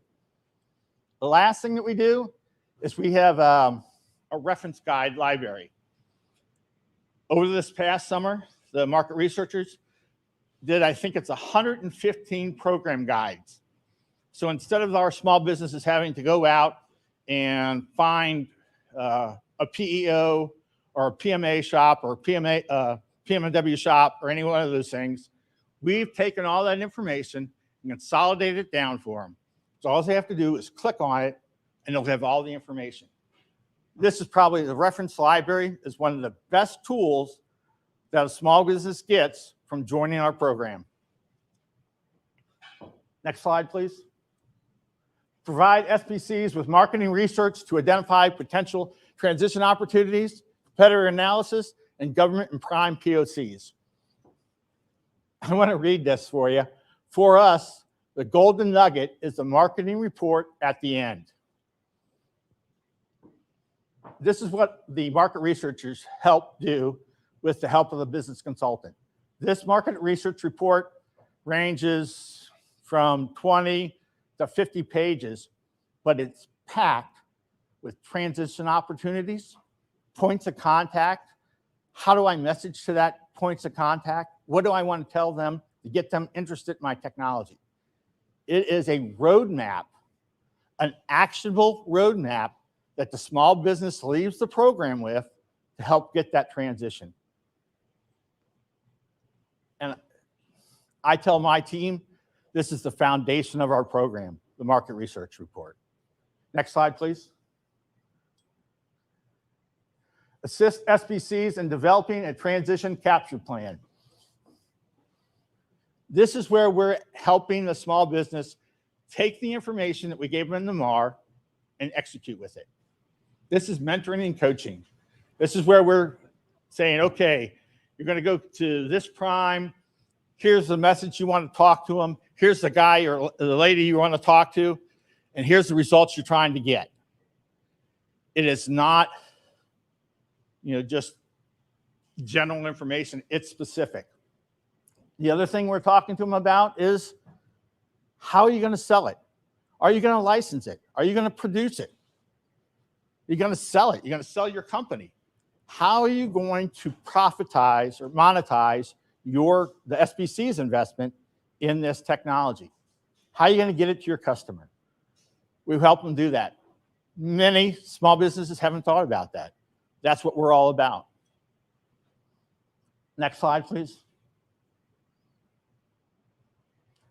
Okay, promote. Here we are with the FSTs and a few other things that we're doing, but we're promoting to the Syscoms. It's surprising that you would think everybody would know everything else that everybody else is doing and what technologies are out there and available to use and act upon. It is not the case. And so our job is to make sure we're putting that small business and their technology in front of the right people at the Syscoms, okay? And within the various, PEOs within that Syscom. And so far, I think we're doing a pretty good job. Both NavAir and NavC gave us great comments, and we're working well with them. We're helping promote internally those small businesses and their technologies and what they can do for the Navy and the warfighter. Next slide. Thank you. Prime contractors, the same. This is a little bit more difficult to work with because prime contractors don't always want to tell you everything that they want and need, but we're working with them to help them identify the technologies we have in the program that will be useful for them. Help them reduce their costs, shorten their timelines to get their product out, give them that competitive advantage over others. That's what we're working on. And we've had great success with many. Lockheed Martin and Raytheon, both are great contributors to our program. Always interested in what we're doing, always asking about our program, and participate in all of our FSTs. Next slide, please. So here we are, promote Department of Navy SBIR and STTR and our small business successes. So this is our outward reach. This is what we're doing to get the word out on STP, SBIR, STTR, and we do a whole host of things. I have a really great outreach team. They're probably listening in now. I know they are, to find out what's going on in this conference so we can put it out there as well. Next slide, please. So transition newsletter. Last Monday, we released our summer edition of the transition newsletter. If you haven't gotten it and you'd like a copy, come see me afterwards. I'll make sure you get on our mailing list. But if you want a copy, right now, all you have to do is go to LinkedIn, type Navy FST, find the one with the square. We have 2 LinkedIn pages. Find the one with the square, and it's up there, and it's posted and ready to go. This is a great tool if you want to find out about successes in the program. Bob writes an article every edition telling us the status of the program, where we're going, things that are happening. And then we provide other articles on small businesses successes, how to work with a prime, just a whole host of things. And then in this last edition, it does have the listing of all the technologies and SBCs that are in this year's cohort. Next slide, please. Success stories and spotlights. So success stories, they're found on Bob's Navy SBIR.com site. You'll see it's there on, I think, the right-hand side of his website, success stories. We produce 24 of these a year. We could produce a lot more, but it takes a lot of effort to do 24. Okay, the success stories are the Navy's return on investment.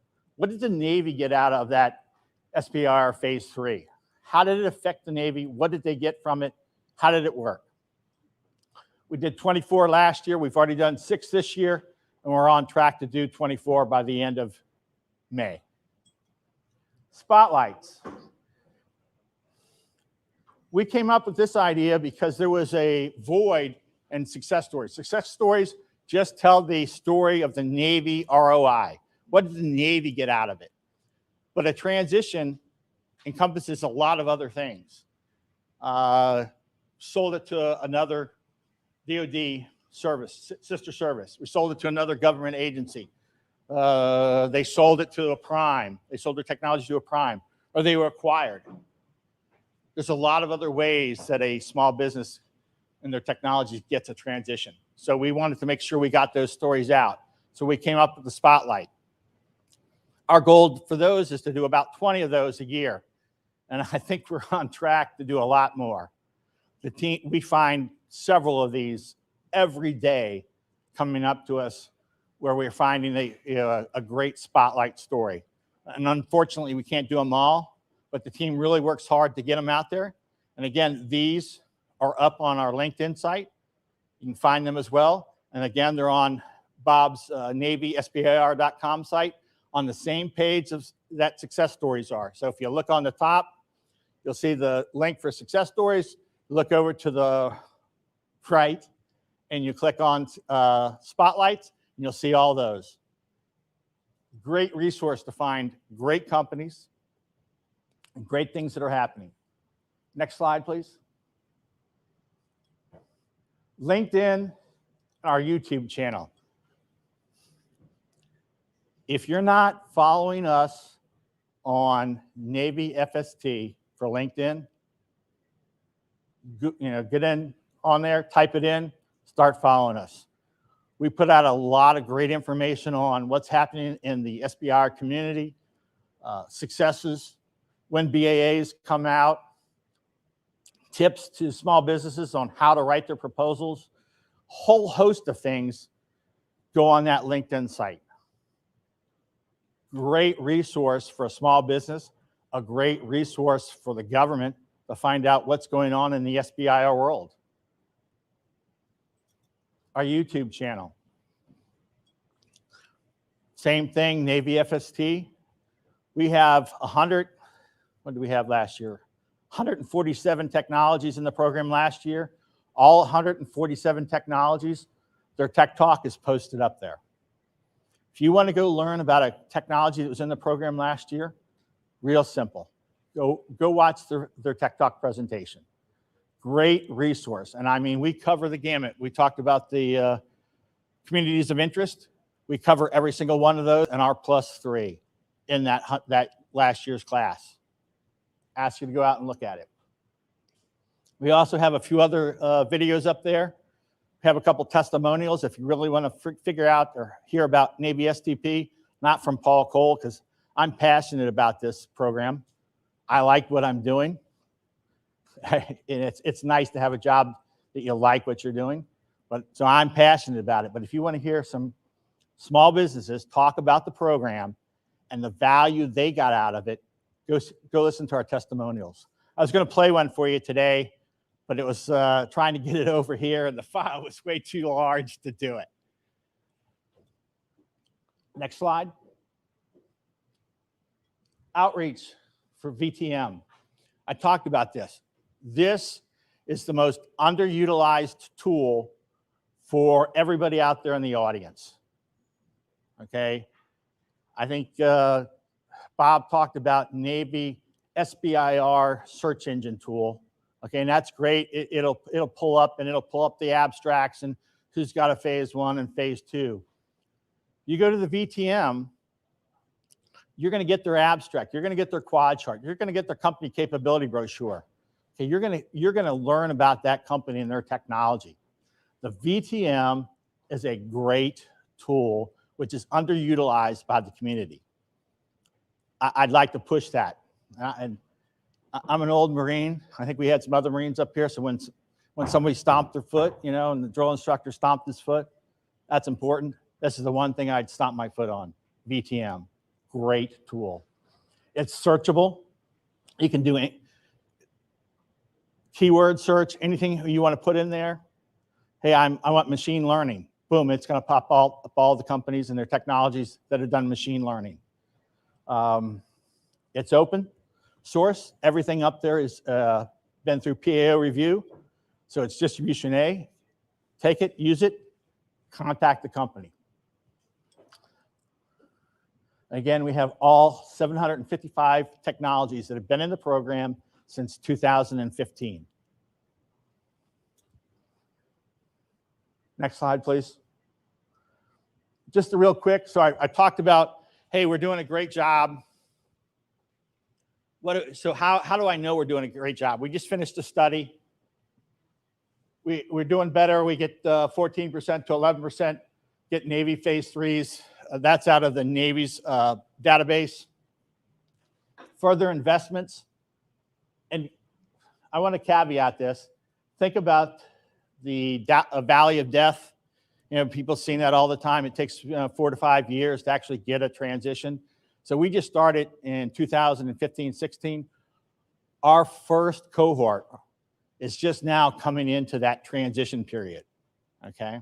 And we're doing pretty good. But the thing that I really want to pull up is this further investment. Further investment, STP companies got 41% to non-STP getting 28%. What does that mean, further investment? That's that money that a small business gets to test their technology, to prove it out, to get a prototype, put it on the ship, see how it works. That shows that our mentoring and coaching, what we're doing to help the small business is working, because that's what we want to do. We want to make sure they're getting their product out there for people to see, use, evaluate, and then hopefully get a transition from it. So with that number going up to 41%, I expect 2 years from now, that 14% is going to be way through the roof. Because again, we only did it for the last 5 years of the program when ATSI took over. DoD phase 3s, I think the last question was, can other services buy your stuff? Can other government agencies buy your stuff?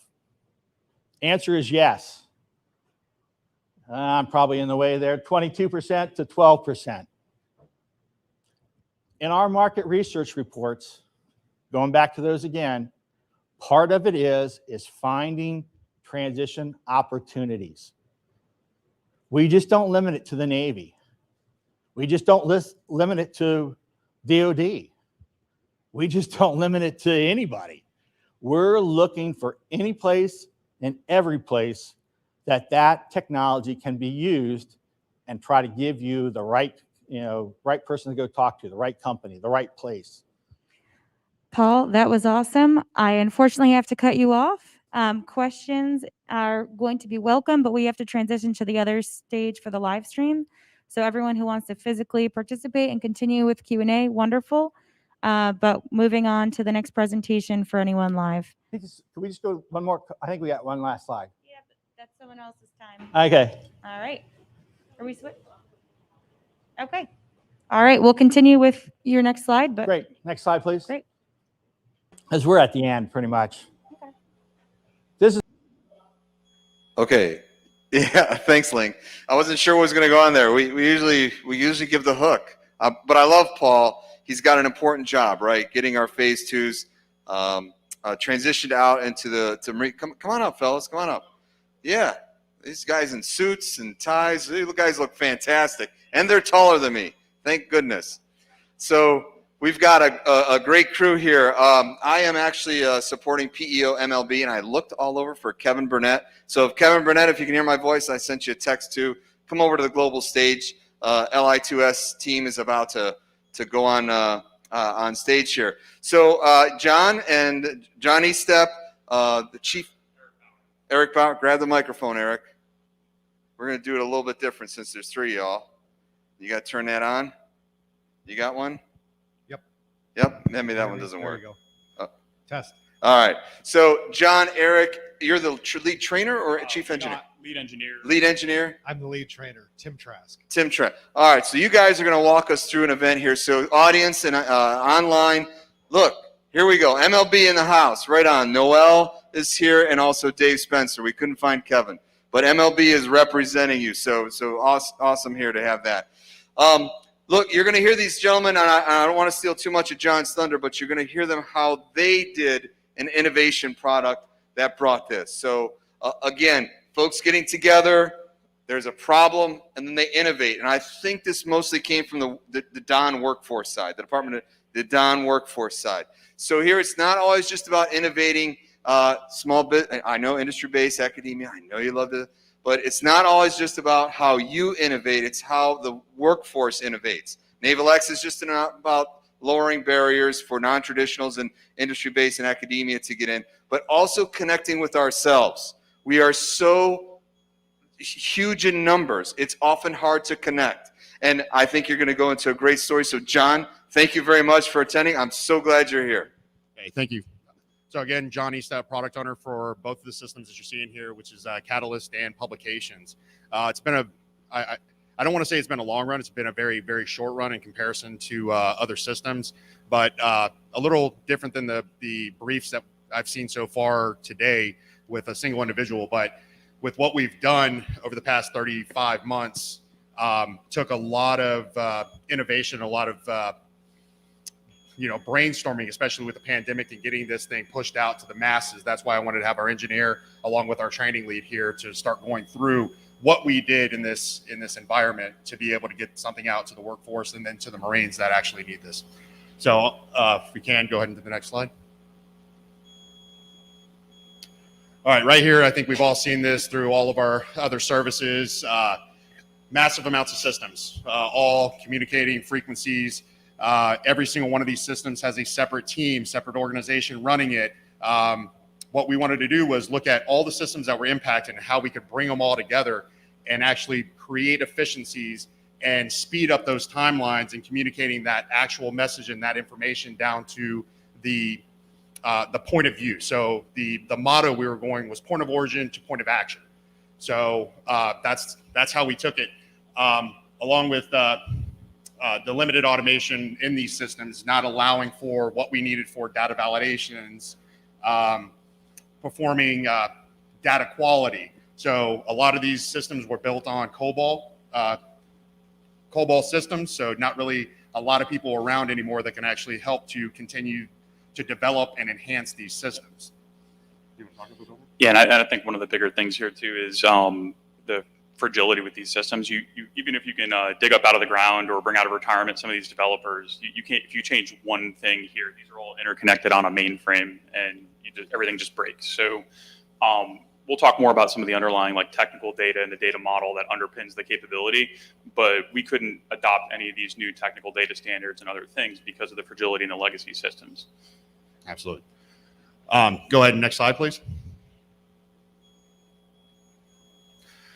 So again, it's kind of adding a little bit more fidelity to what you were seeing from the system structure, but also into a single process of taking the data that we would receive from an OEM, an integrator, or somebody that's developing the system for us, and then taking that technical data and then adding it into the system, ingesting it, and then running it through the process to transmit it across all the services and agencies based on your primary inventory control activity to your secondary inventory control activity, which we would be, to register ourselves in that supply arena to say, the Marine Corps wants to be loaded as a user, and we're going to start working with you to submit our requirements by NSN to you.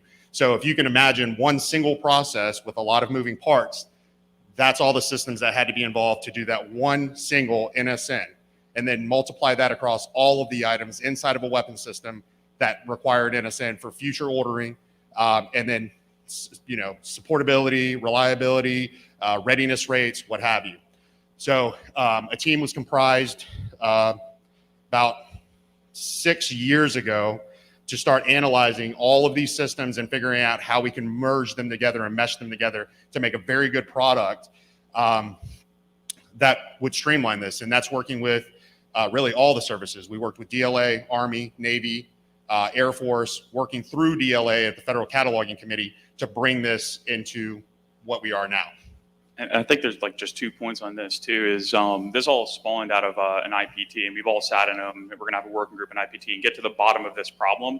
Those very seldom get connected with an IT solution or an update or anything. So this was kind of a big step on the heels of what was called, I guess, the NSN Attainment IPT that had gone on for years. INL, the Log IT portfolio, was working on a technology pilot, and at the same time, a few years back, this thing called cloud was becoming a real thing within the DoD, and all those things kind of aligned to get us, here. In this process, though, I think, you sat through the IPT week after week, month after month, but you could ask anyone at the junior level or executive level to describe this process, and you would get about 150 different answers, right? And most of this knowledge was baked into, those graybeards, 30-year SMEs that just knew where all the bodies were buried in the process. And so that was definitely, and Tim will talk more probably on the training side, some of the ways that we've gone about kind of baking a lot of this stuff into the process to help train the workforce within the application. And you can if you can imagine just from this thing with the multiple, lines and everything like that, the amount of data quality issues that you were having, taking a piece of paper, handing it to somebody that you filled it out, or, these fillable PDFs, sending it over to somebody by email, and then them taking it, transposing it into another system, and then sending it to somebody else to do the same thing. Our data quality by the end of the day was not what we expected. It's kind of like the telephone game, right? So by the time it comes back around to you, it's not what you actually submitted. And that's one of the bigger things that we wanted to eliminate here. Next slide, please. Go ahead. Yeah, so that you're just looking at the UI for several of the systems. I think there's 11 in total that they're going to be deprecated as a result of just the TDM capability set, which is a big win for the IT portfolio, recouping IT investment, but spending it in a better way. But what you're seeing here is a kind of a mishmash of mainframe systems and mid-tier systems that really don't integrate at all. And so if you're a Marine user, you're having to submit a separate SAR to get access to each system. You're just all the delays, swivel chairs between system A to system B, data not matching, and you'll have entire working groups of people that are just spend their time making sure that system B matches system A, and just thousands and thousands of hours that people waste just because of this. But you can see process workarounds. We sure got them, right? There's ways to kind of hack the process. People figure it out, and that data quality suffers. There's no process transparency, on and on and on. Next slide. So here's just kind of a blown up view of one of the mainframe applications, item applications used to kind of manage bill of materials. Again, there's no, there's so many issues. You can read the slide, but there's no integrity. You can have, person A that has access go and change data in the dark of night, blow up someone's configuration. There's all sorts of harmful things that can be done in the current system. So that was definitely one of the things that we looked at doing was, kind of improving process integrity, as well. But In this process, I mean, we had other agencies having to log into the Marine Corps systems to perform transactions on behalf of the Marine Corps. Imagine that. A lot of these things that are just people didn't understand in the actual way the process was previously performed.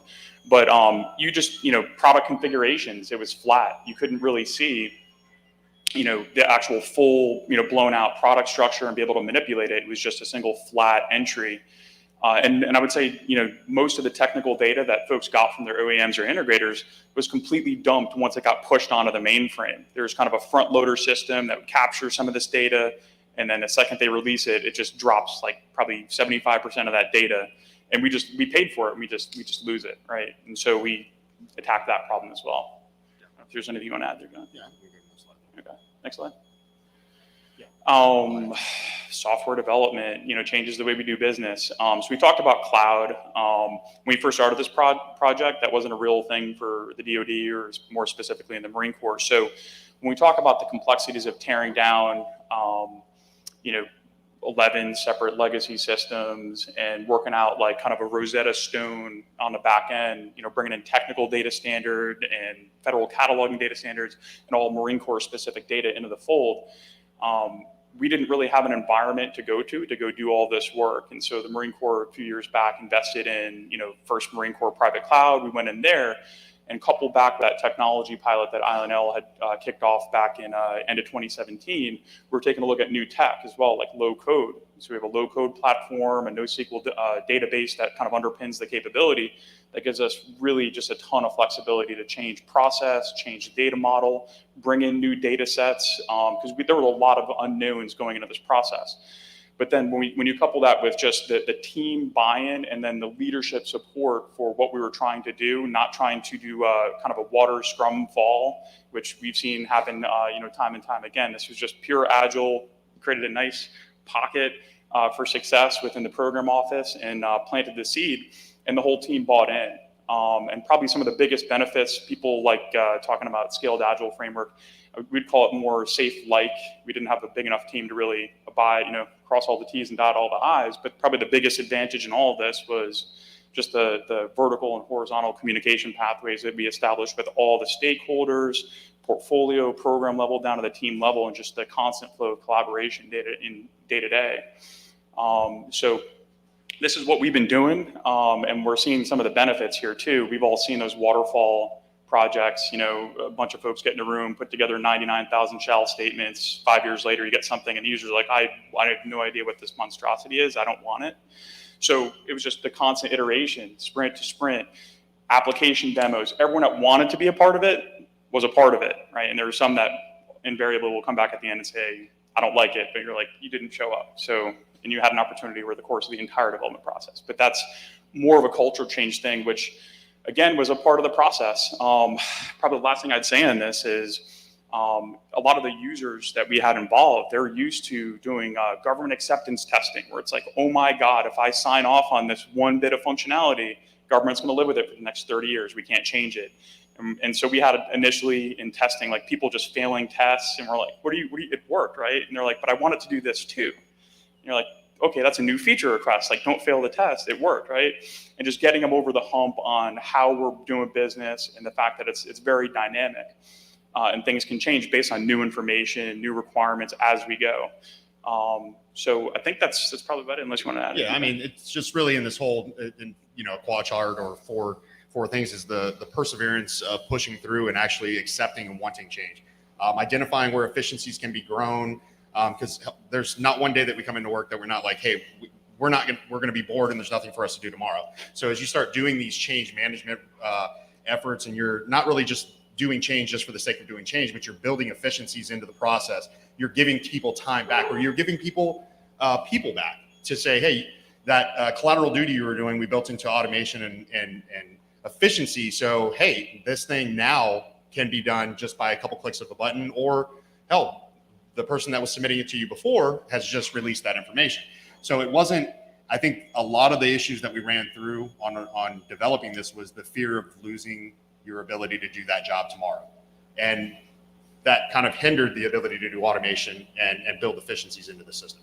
So I think that's one of the big key takeaways that we learned lessons learned wise is how to manage change and the change management aspects and making sure that we get the word out in this process that, like Eric was alluding to, that once you come into the room, you're not going to be listened to, but you're not going to live with that capability that you may have misspoke on for the next 30 years. You're not going to retire with that. We can consistently make change as we are now. One system we've been live since March 1st, one we were just released, pubs we released on September 3rd. So we're constantly doing this same process every 2 weeks. So we're putting new systems in, new capabilities in, and making it more efficient for our user base. Yeah, and I'd say it was very difficult. We'd established these kind of ground rules up front about what is MVP and what is not MVP. Because as we're going through it, they were like, oh my God, I want that too. It's like going to the grocery store when you're really hungry, right? Like, bad idea. So when we had knockdown, drag out fights with other users and stakeholders and the team over, can we live without doing this one feature? We can do that later. Just chuck it onto the backlog because we want to get this out of the door quick. And so, yeah, just the whole culture change and part of that process was pretty amazing to see just kind of unfold. But I think a lot of the key stakeholders that have been working this project since the beginning have really bought in. So things are starting to get a bit better, getting different organizations over the hump. But yeah, next slide. Go ahead and go to the next slide. I want to give the opportunity. We're going to actually give you a demo in our test environment. So essentially, this is part of the motto of point of origin to point of action. The end state was combining. Is combining everything together like you would do when you go to Lowe's or Home Depot or something like that, where you're going to a product, you're looking up a DeWalt drill, you're looking up something you want to know, or Rock Auto was one of the things that we kind of emulated in the aspect of we're doing a design, you're doing a top-down breakdown, you're doing indentures, what have you, is not only do I want to see that information where I can determine where a part is in a configuration for future ordering, but also where are all the publications that go to this item? Why am I having a swivel chair between these other 7 systems to be able to find the publication that should be right there at my fingertips for whoever's going in there, whether you're the depot, whether you're a user, what have you. So that's where we're at and where we're going to continue to grow on as new capability and new tech comes out. All right. So next slide. Yeah, so this is not going to spend too much time on this slide, but with everything we just said, probably for the Log IT portfolio, the reason we started here for digital transformation was this is where life begins for all the data. And this point of the process didn't make any sense to fix other systems or business processes downstream. And it was the most awfully broken set of business processes that we had. So we're, gnarliness in terms of bringing in and building that new data model, gnarliness in terms of the business processes and people that would just latch on to an old business process and won't let it go, and you have to kind of pry it out of their hands. All of that nastiness just to build the application, but at the same time, literally building out the first private cloud and AWS GovCloud, getting through all the accreditations for different platform technologies, doing all that while this is going on as well was, and to see the timeframes there is kind of astounding. But with all the tech insertion and everything that went into this as well. It's pretty staggering. And so I guess the good news is now, we pumped out the 2 first main capabilities. We're going to be there's 11, I think the body count's around 11 systems, much better process, much better capabilities. So what we're focusing on now is net new capability, which is great from an engineering perspective. We've got all these back-end integrations with DLA and all these other services and agencies and all the Marine Corps systems. So everything we're doing from here on out should be a bit simpler and more straightforward. We can kind of focus on key, core feature development and some other bigger epics, as we move forward in the product roadmap. But with that, ready to go, John? Just give you a quick trip through the application. Yeah, so just, and I'm going to talk a little bit back here, but I'm going to turn it over to Tim so he can kind of get into the aspects of the training side of the house, that how we were able to build in system helps and all the features in there to be able to support the user base. Yeah, so ladies and gentlemen, we did this development and release during a pandemic. And so we weren't able to go out and necessarily do the demonstration kind of training in person like the units we're used to. Plus, we are trying to go to a new way of doing business. And so one of the first things that we did is we thought about how to build things into the system that would be beneficial to the user. And so John, if you would go ahead and hit on the knowledge base. We created basically your electronic user manual in individual articles that were searchable by term. So John, if you could put in the search and put upload. And what returns is articles that have upload somewhere within that document. And so go ahead and click on the upload part data. And you'll see that what we have is we have a step-by-step with images so your user can follow that. But we also, if you scroll down, we've created videos that also show those steps in real time. And so we have tried to build within the system all of these helps for the user to be able to get through. And John, if you would go up to the TAM, the pistol there on the other window. So you've got all of this information that's available to you. You've got your information from TIFMIS, you've got information that's built within Catalyst itself, because we've created that interface in between these systems that weren't there before. But if you'll go to the managed bill of materials for me for a sec, or the bill of materials, could you go over to the manage really quick? Because I want to show one thing. So you see that there is a table that provides you all of the information for your bill of materials in terms of, for this, your cataloging and provisioning data. And so you see that we have icons in certain places. And so where you see the red circle with the white X, that means that there's something that's not correct. The system is built with the algorithms in the back to say, this does not match your source data. So if you would go ahead and click on the slide, the valid, invalid icon.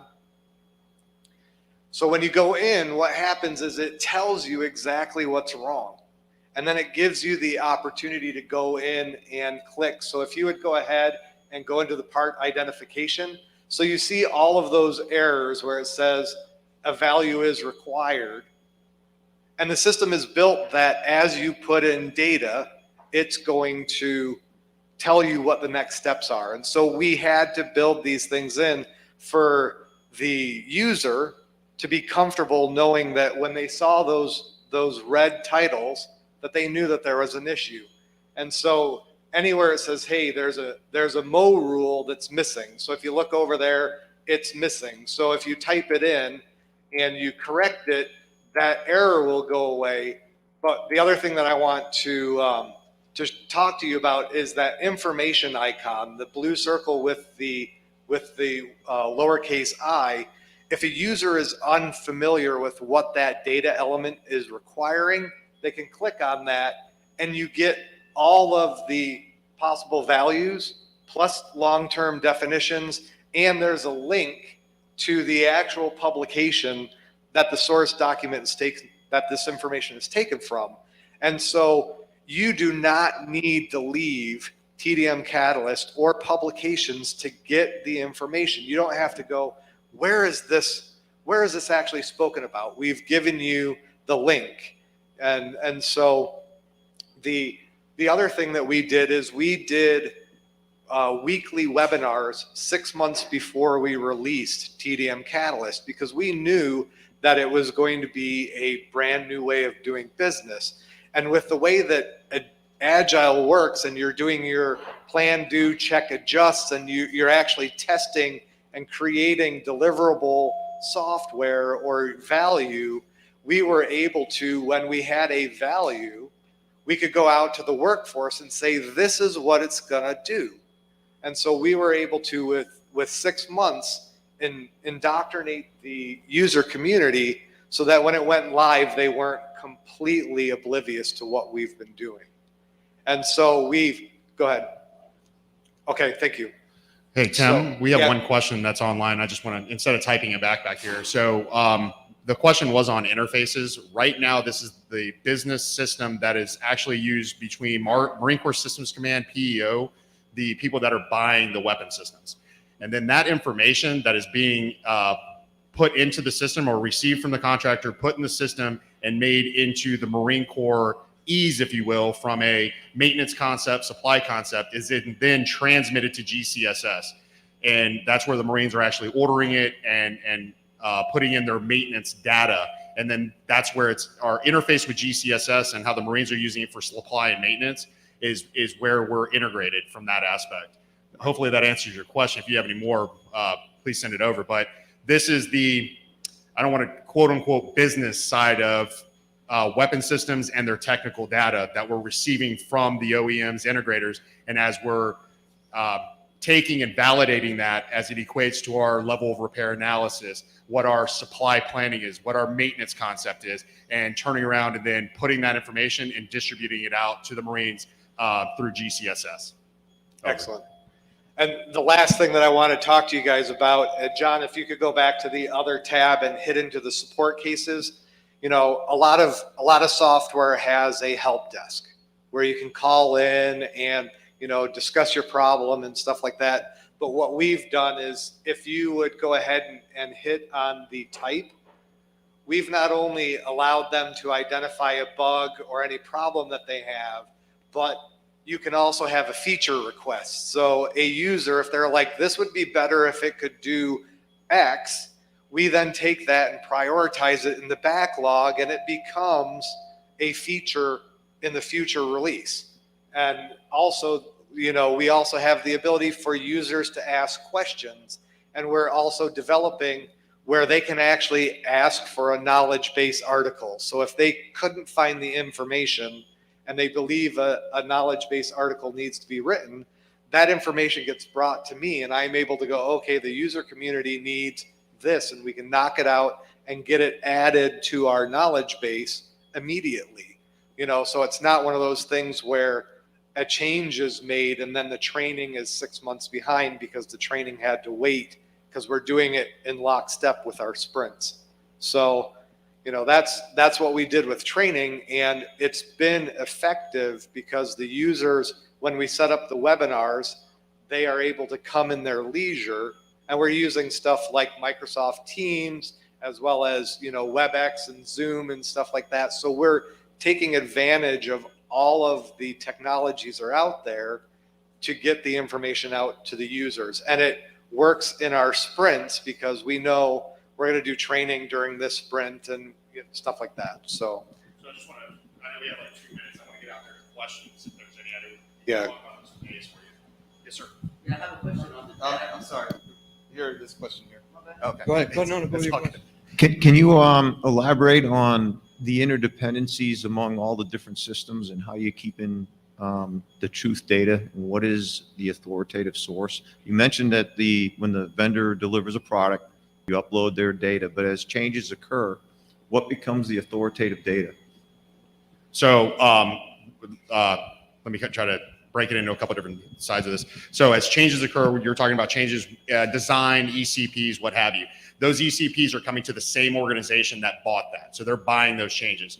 Those changes are then being incorporated into the data that you saw for the bill of materials. And then and they're replacing that information with new weapon system or new data for those piece parts or whatever's taking place. We are the authoritative source for the data that's getting released out to our interdependent systems within the Marine Corps. Well, let's get this other question, and then I need to get you off stage. Just quickly, the data, how is the system using different types of docs? Are we pretty efficient on working with different types of documentations, you know, across the board? Yeah, it's on the back end. We're using a NoSQL database, MarkLogic, so it's a document-based database. So we can bring in literally any document, any file type, really, and link them as we need to, and then just pushing it back to the front end is a pretty trivial thing, but. All right. So Noel, you have a question, right? Well, we're going to go over to, so stay here. You can still get your questions in. Okay. Thank you, gentlemen. I wish Colonel Linklater would be proud. Where is he? Let's put him on camera. You should be here supporting your troops, right? Come on. All right. So we're going to go over to the other stage. I hope Whitney's over there. Whitney, no? Or are we going to lunch? What is going on? Is it lunch? Is it lunch? Oh. No, we got one more. Yeah. Is Whitney there? All right.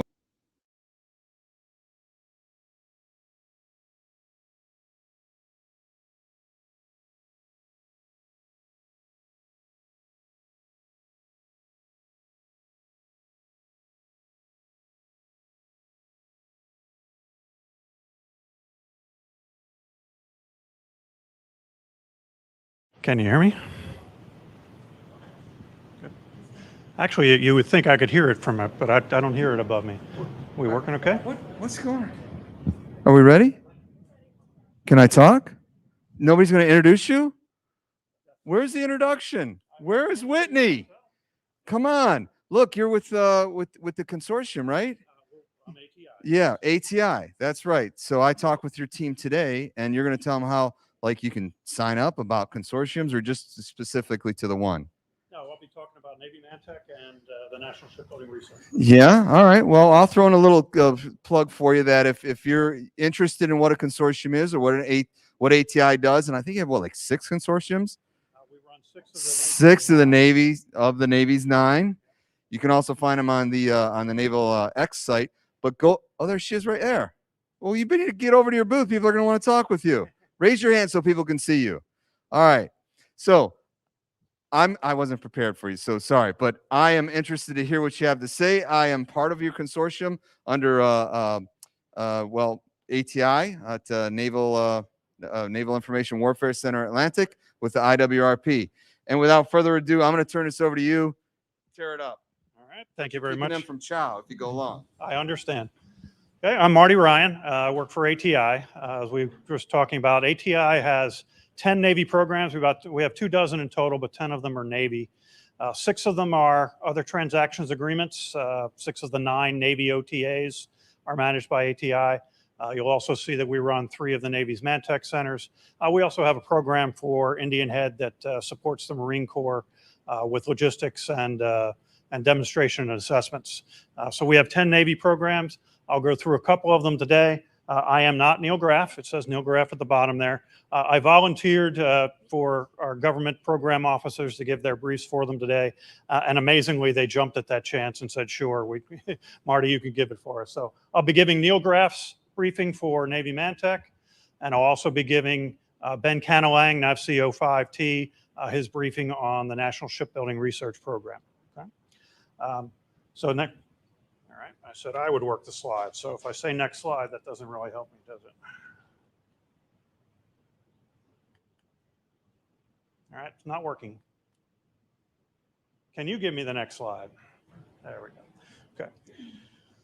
So the Manufacturing Technology Program has been funded by the Congress, I think since the mid-70s. And they provide funding to each of the services, Army, Navy, Air Force, as well as MDA, DLA, and OSD. And each of those entities runs their Mantech program for themselves, for their needs. And they each run them in a slightly different manner. They are pulled together through a group called the Joint Defense Manufacturing Technology Panel, where all 6 of those organizations come together and they look at purple aspects across the manufacturing environment. They're looking for opportunities to leverage each other's technologies and things like that. So that there is a broad OSD approach to this, but each of the individual services manages their programs the way they'd like.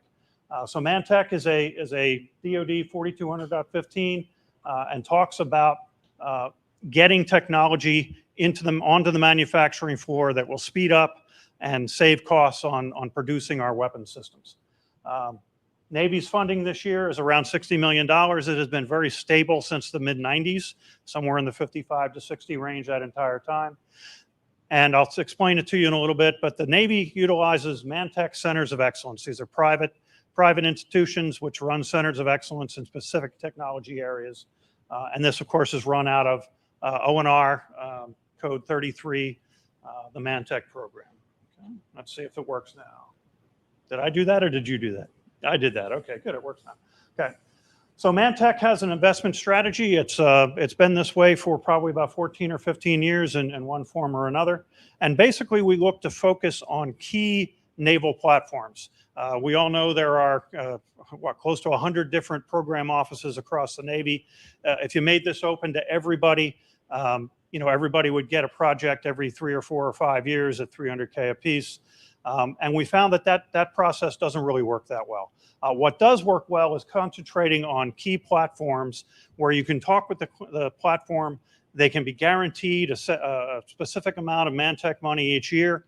And what that means is you get a critical mass of technologies being developed in each PEO. And the PEO then takes the opportunity to actually resource it, put people against it, and actually plan on using the Mantech investments to help in the critical path for them. So we found that this process works extremely well. It gets us extremely high implementation rates. We develop technologies that the PEOs and the PMs are very interested in, as I say, that's on their critical path, and that helps to truly get these things implemented. Some of our Mantech centers implement 75 to even 80% of the projects that they initiate. So very high transition rates on these programs. You can see the list of platforms that we support now. We have just added FFG 62. We've been working with Fincantieri to get them up to speed. And the H53K, because of where it is in its life cycle, we're getting to the point now where a project that ends 2 or 3 years from now will only impact a small number of aircraft. So the return on investment for 53K is starting to wane, so they are dropping off. So about 80% of our portfolio is this investment strategy. And then on the next slide, I'll talk to you about the second portion of our portfolio, which is capability acceleration. Okay? About 3 years ago, we decided to carve off a portion of our budget, only 20%, but we carved that off to do more enabling technologies. The requirement for an extremely strong implementation path is not as significant on these accelerated capabilities. But CNR 3 years ago said, hey, I want to be able to get things into the fleet faster. So we're focused on 7 capability acceleration thrust areas. They're listed there. Some of them came from the fact that we had a lot of Mantech investment already in that area, and this was an opportunity to expand on that. Some of them came from the direct interests of CNR at the time, such as swarm and energetics production. So again, this is about 20% of our portfolio. Okay. As I say, the Navy executes through centers of excellence. These are all privately run except for one of them, and I'll get to that in the middle. Starting off near the top here, we've got 2 Penn State centers. We've got an electro-optics center in Freeport, Pennsylvania. That's a Penn State facility. And we have the Institute for Manufacturing and Sustainment Technology that's on main campus. There's also an electronics center that's run out of ACI in Philadelphia. And we've got the 3 ATI Mantech centers with the arrows pointed to South Carolina there. We have a composite center, a metals center, and the Shipbuilding and Advanced Manufacturing Center that are operated. So those 6 are all non-government entities. And then the 7th one is actually a government entity run out of Indian Head, and that's the Energetics Center. So this is how the Navy operates. The COEs are responsible for helping program offices and the PEOs identify their greatest manufacturing needs. We help them identify what the state of the art and what the state of the possible are within those technology areas. We pull teams together to get those executed. We execute the projects, and then we actually make sure to get things implemented. As I said in the beginning, if it doesn't implement, we didn't do our job. Right? So, okay. A couple of recent success stories. Okay. An alternative coating surface prep for ball valves. The whole lot of wear and tear on these ball valves was creating lots of issues for the Navy. The group at this one was done at IMAS, the Institute for Manufacturing and Sustainment Technology. They were able to improve the process, put an entirely new process in place. And you'll see $6.9 million, almost $7 million in savings over just 5 years on the VCS, additional $1 million per hull on the payload module, as well as $2.2 million per hull for Columbia class. So very significant savings. I think this project itself was only about $200,000 or $300K total, and those are the kinds of savings that we got out of it. Implemented at GD in 22 across the hulls that I've mentioned. Another example is false deck panel improvement. We were able to develop in our composite center and with IMAS help a more structured way of developing these false deck panels. The result, $6.4 million in total savings for DDG and 3 CVN hulls. These were implemented at Newport News in FY20. Bath just implemented them recently, about 9 months ago, towards the end of FY21. And this impacts DDG 51 and the CVN. So those are just a couple examples. I think I have one. I might actually have two more. Hybrid arc, laser arc welding has been instituted for Ingalls and EWI work together to develop this. Many of our Mantech projects take that form. The prime systems integrator is the lead of the project, and then there'll be university or innovative partners who we match up with them to get the technology developed.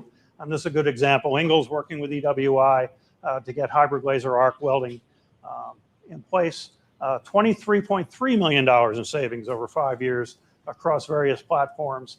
We also, wherever we can, fold in Coast Guard and other applications. Coast Guard is implementing this as well at a $3.3 million savings.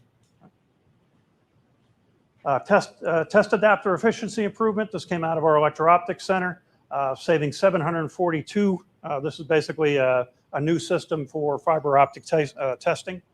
It's a lot smaller, a lot lighter, and it's saving 742K per DDG 51 hull, and that was implemented at Ingalls. Grab a quick drink here. Portability assessments. We take great pains in Mantech to make sure that our savings are verified. No figures come out of this program unless the PEOs and the PMs have seen them and they agree with them. That's the key part. The shipyards put the data together.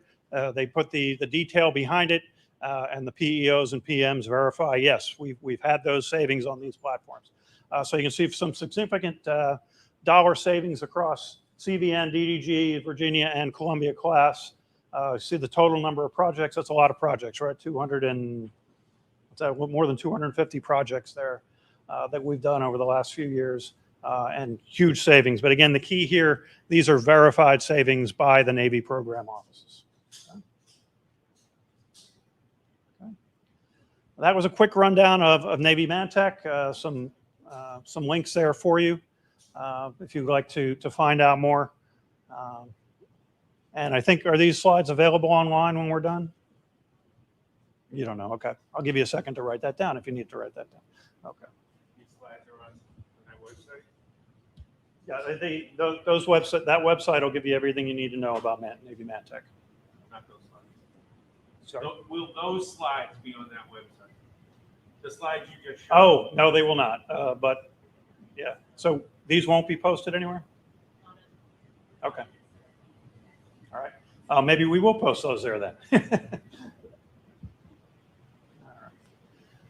Next up, we'll talk about the National Shipbuilding Research Program. Ben Canalang is our program manager at NAVC05. These are his slides as well.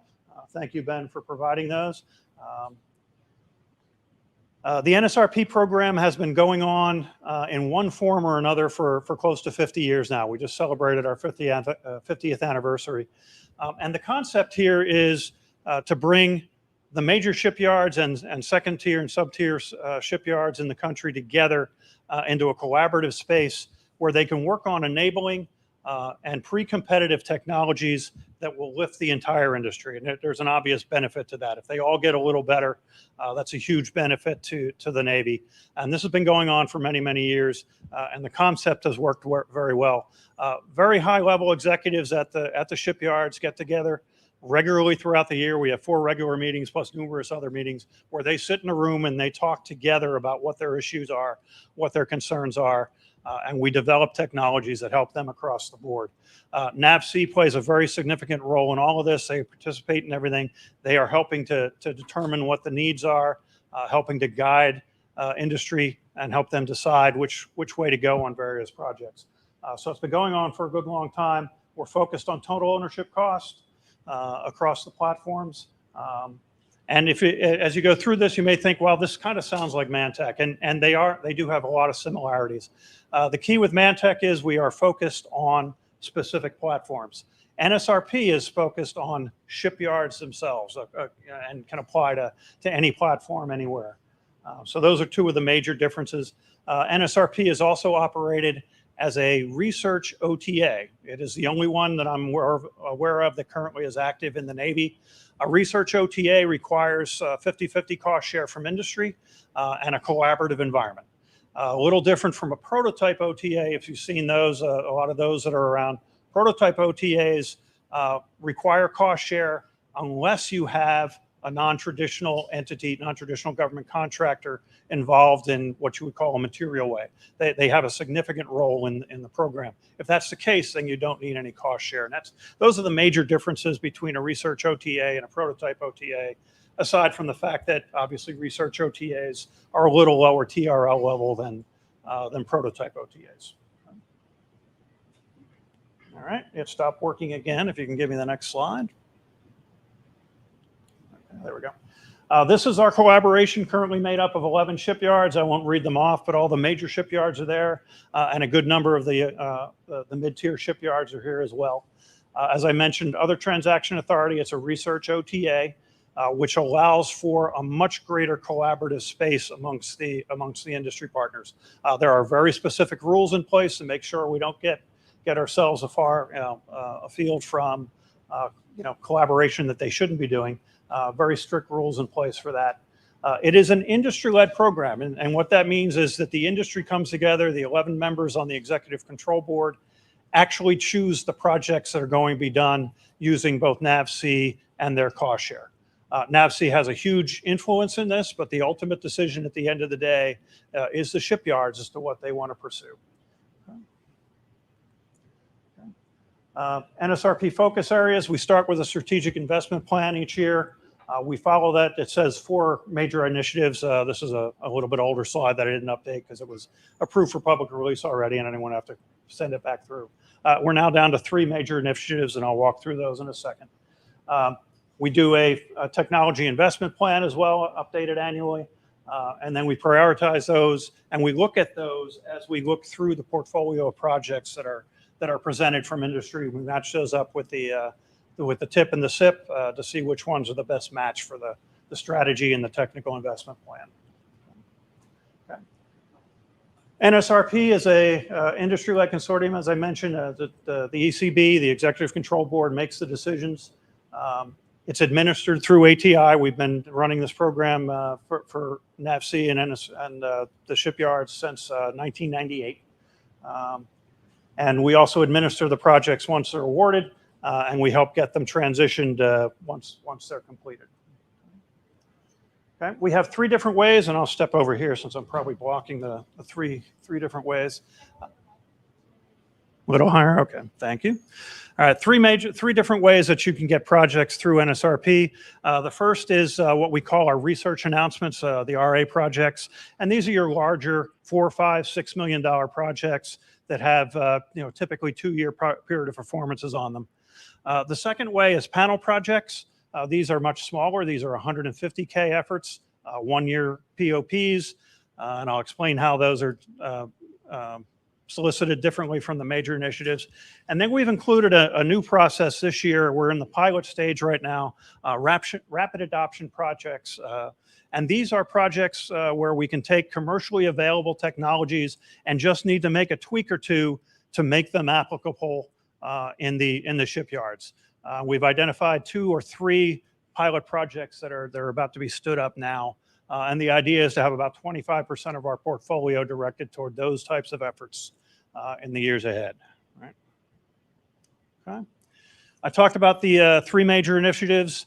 That is basically design, build, and sustain. Right. So under the design, the first group on the left there, we have 3 technology panels assigned under there. We've got 4. I'll let you read what those are under the build part. And then over on the sustainment side, we have 2. So that's 9 total panels. These panels get together. They are independent entities that operate. They're managed by shipyard personnel. We kind of rotate the people out. It'll be a different shipyard running each panel each year or so. And they meet on a regular basis, 2 or 3 times a year. They're looking at the technologies that are needed to help their particular areas. And they are really the lifeblood of the program. Okay. A research announcement basically works on, we put a solicitation on the street. Any shipyard and anybody supporting a shipyard can submit ideas to that. And then it goes to a technical evaluation review panel. And this is made up of industry experts. These are basically graybeards who aren't assigned or don't work at a shipyard anymore. But they take a look at it from the technical side and decide about the technical merit of the program. They then send forward the portfolio with their recommendations as to what's the most technically feasible. And then a blue ribbon panel steps up and looks at it from a strategic standpoint. And they basically come up with a rack and stack. They decide where the cut line is, and they provide that to the executive control board, which of course is the 11 representatives from the shipyards who decide on which projects get funded each year. All of this is influenced very strongly by the PEOs and the CTOs within those PEOs as we go through the process. Right? Okay. Eventually, once everything's down selected, we then go out to the offerers for full proposals. They give us cost proposals and full technical proposals, and then they get awarded. And because it's an OT for research, it doesn't have as many of the FAR restrictions on it. That award process happens a good bit quicker than you see on the FAR. Panel project selection process. These are worked through those individual panels. So each of the panels get together during the year. They get input from their participants, and these can be ideas from anywhere. It can be ideas from anywhere in industry. It can be the ideas from their panel members. They then down select to 3. Each of the 9 panels sends 3 forward. Those 27 are then looked at by the executive control board, and they decide how many of those, depending on how much money we have available, they decide which of those to get funded. And then ATI does the award. Okay, so technology transition, again, is the focus of the shipyards. If it doesn't end up being used at a shipyard, or at least took a major step to getting it being used at the shipyard, then we probably haven't done our job. Total ownership cost is a key metric, and we are focusing on that even stronger now. Over the last couple of years, we've made a much stronger push to try and better define the actual return on investment that we're getting in the shipyards, and the shipyards are responding with a lot more detail, a lot more fidelity behind their numbers. Okay. A couple example projects. We have watertight doors. Anybody in the Navy knows that there are a lot of different doors on a ship, right? And if we can get the total number down, the supply chain, all of the costs come down. So NSRP has been working on this. Actually, we've had several phases of this program over the years to try and get the number of doors down in the fleet for the obvious savings. And this one's ongoing now. Okay. We have a tele-welding remote operation project, which basically lets the welder sit at a desk comfortably, not in a confined space, and actually work the robot welder. We can all see the huge benefits of that. This one's been demonstrated. We're getting to the point where we may be able to field this one at one of the shipyards fairly soon. Okay. So to follow through, here is the link for NSRP. This will get you the panel chairs, and from there you can get to pretty much anything else. And I'll give you a second to take a look at that. And by the way, that'll stay up there for a few minutes, because I did want to take just a few minutes to mention one other program that has just started. Naval Surface Warfare Center Philadelphia Division has just established an OT for maritime sustainment. It is called the Maritime Sustainment Technology and Innovation Consortium. That has just been awarded. ATI was awarded that. As I mentioned, we've got 6 of the 9 Navy OTs now. And that one, of course, it focuses on sustainment. And for most of us who have had a career in the Navy, having the opportunity to move things quicker in the sustainment realm, where a lot of the work you're doing is O&M type funding, to be able to move that stuff through quicker, to get projects on board quicker, will be a huge advantage. We have some 160 consortium members signed up now. We believe that number will go up to about 400, at least by the time we announce the first meeting. We are looking at the first week in November for that first meeting. It'll be in Philadelphia at the Navy Yard. So look for that announcement in the next week or so. We don't know if it's November 2 and 3 or November 3 and 4. That's the only reason I'm not giving you the exact dates. But that'll be an opportunity for Philadelphia to provide their requirements. They're starting with a pilot process where they're just doing 2 or 3 requirements for the first go round. But we are starting to collect the requirements from various sponsors to do the full-blown solicitation come actually probably hopefully before Christmas, maybe, or into January was when that next solicitation will go out. So we are starting to build that program. We just wanted to make you aware of it. And again, it's one of the ones that ATI is running, so I volunteered to mention that one. Okay. All right. Is that a prototype OTA or a research? That is a prototype OTA. Yes. Okay. Okay. Those were the 3 programs. Hopefully, I know I had to go through them fairly quickly. Hopefully, I didn't do it too quickly. Any questions? All right. I'll take that. All right. Thank you.